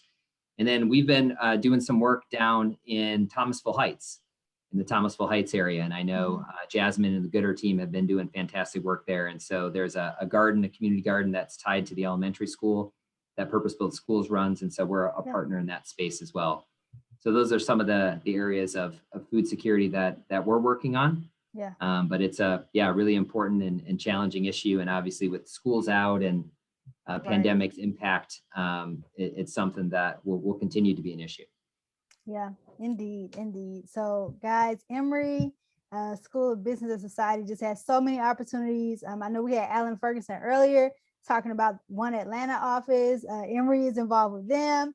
So through their different programs, you just will have such an opportunity to really be a change maker and do great work in Atlanta and in society and in the world, and meet some awesome people. I've come to some of the networking events with some of the students, and just a great group of students that are in you all's graduate program. So thank you for being here, and thank you for sharing information with our students about you all's programs and what you do over at Emory. Any final words, Kristen or Brian? I just want to say thank you so much for having us. And one of the biggest joys I've got out of this year was working with undergraduate students at the AUC. So if you guys have any questions, please don't hesitate to email me. It could be about business and society, it could be about Emory, it could be about consulting, it could be about anything. So just let me know. I'm very much open to speaking with anyone. Awesome. Well, yeah, and I'll just say, if you're a liberal arts major, we have 2 of us right here, Kristen and I. I don't let that intimidate you. I think many people think if I didn't major in business, I can't get a graduate degree in business. In fact, the MBA programs are designed for a lot of people that didn't have that. So I did sociology and environmental change. I excelled in this environment. I can learn about accounting. And Kristen has, and finance as well. So don't think that business school's not for you if you're not a business school major. I think business school is really about leadership and problem solving. And it really welcomes a diverse set of, previous experiences and different disciplines. So if you 100%. studied sociology or poli-sci like me, that's a great fit for business school as well. 100%. Awesome. Well, thank you all so much. This concludes our event. We do have some announcements that we want to give, and we just want to thank each of our speakers. Thank you, Brian and Kristen. Thank you to all the speakers that we've had. So I just wanted to share, we have a little announcement. We have finally selected our 2021-2022 e-board. And so just wanted to share those individuals and congratulate them.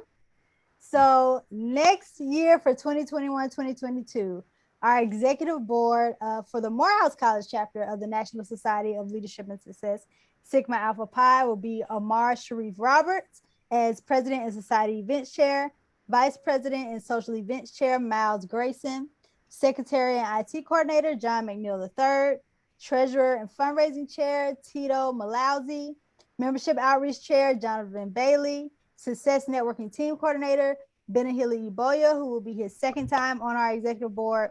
Our Publicity Chair and Social Media Manager will be Ronnie Simon, who I saw in the audience there. And our Community Service Chair and Special Events Coordinator will be returning, who put this wonderful event together, Michael Meadows. He has worked very, very hard on this event. And so we are excited and thankful for our executive board for 2021-2022 school year. So if we can just give them a reaction, clap in the chat, if you will. Give them a clap. Congratulations, gentlemen.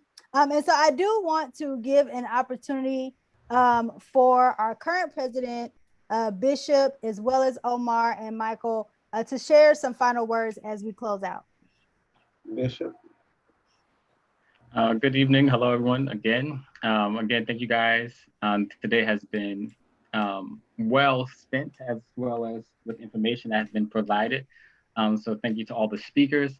Definitely, as I believe someone stated, as far as just letting this all resonate and simmer to kind of know what our next steps would be. But I appreciate you, Michael, for spearheading this. Thank you, Ms. Jones, for all the work you guys did behind the scenes. Want to acknowledge our chapter support manager was here for a little bit. Carlo did jump on the call, as well as we did have some leadership from other chapters in Atlanta area. So just want to give them a shout out as well. And I'm just grateful for all of you guys on the e-board, all your work you guys have done this year. It's truly been amazing, and I appreciate you guys in the midst of a pandemic to be committed to this this society. So thank you guys so much. Omar, I know next year you're going to lead this chapter to its next level. So I'm looking forward to all that you do. Thank you guys.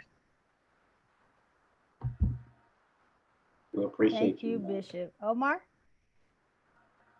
Good evening. My name is Omar Sharif Roberts, and I just thank you everybody for coming out tonight and actually participating with us. I think the information that we had was enormous, but also was very potent, and I believe that having that information will definitely guide us to the right direction with everything that's going on. Along with that, it's kind of new being the president coming through, so I really don't know what to say. I'm about to mess with you the entire time. Yeah, I know you are. So I know I'm ready for you, man. But I just want to say thank you, everybody. This next upcoming school year, we're gonna actually get it done, and we're actually gonna get a lot of good things going on. I already got started with some plans, and I just thank everybody for the support. Thank you, Omar. We're excited to have you on board leading us. Congratulations. The pastor, there he is. There he is. Congratulations. Yes. So, Michael, any final words? And also our other executive board members that are here, Alexander and Austin. Yeah. Any final words? This is our last event for the year, you guys, before you guys go into finals. Listen, this is it. I think if anyone wants to say anything else, we want to certainly appreciate you because, you really, your networking and relationships have really solidified this whole thing. I've been here 6 years, but all of these people are the people that I needed to meet, just by auspice of this chapter and all of that. I had no idea all of this would ever lead to all of this. And so it has really you the girl, you know everybody. So we appreciate you for real. And of course, all of those that worked with us 2020, 2021, and 2022. So hopefully next time we could be in person and really do, it can almost be a 2 or 3 day thing where you just do it in sections to cut that time. But other than that, I think it's a great format, and I'm waiting on all the wonderful ideas that will come forth from our new president. So yeah. Thank you, Michael. Thank you for working hard to put this together and communicating with all of our speakers and getting them booked. So Alex or Austin, do you all want to say anything? So Alexander Hurley serves as our VP for this year, and Austin, this is his 3rd year on the executive board. He is graduating and leaving us. So any words you all would like to share? I'll just say really briefly that it's been a great journey with you all this year. Been through some ups and downs, particularly trying to make this whole thing work virtually during a pandemic. That can be extremely difficult, but I think we persevered, and happy to have been a part of the group and to have served for the year. So it's been fun, and I look forward to seeing what the next group does next year. As an inducted member, I'll still be around, might be trying to pull up to some events. So I'm excited to see what our new administration is putting forward. So good luck. Great deal. It was great to just be a member and then an e-board member. And it just seems like every year it gets better and better and better. And I'm sure that, next year is going to be better. And then after that, it's going to be even better. And I'm just excited to see what, the future entails for this organization. Awesome. Thank you all so much for all your hard work this year. Thank you to the other chapters that attended this evening. We're so thankful to have your participation, and we're looking forward to doing more things with the chapters in the Atlanta area next academic year. This recording will be up on our YouTube page, and we'll send the link out for that. So we're so thankful for you all for attending this evening. We hope you have a great weekend.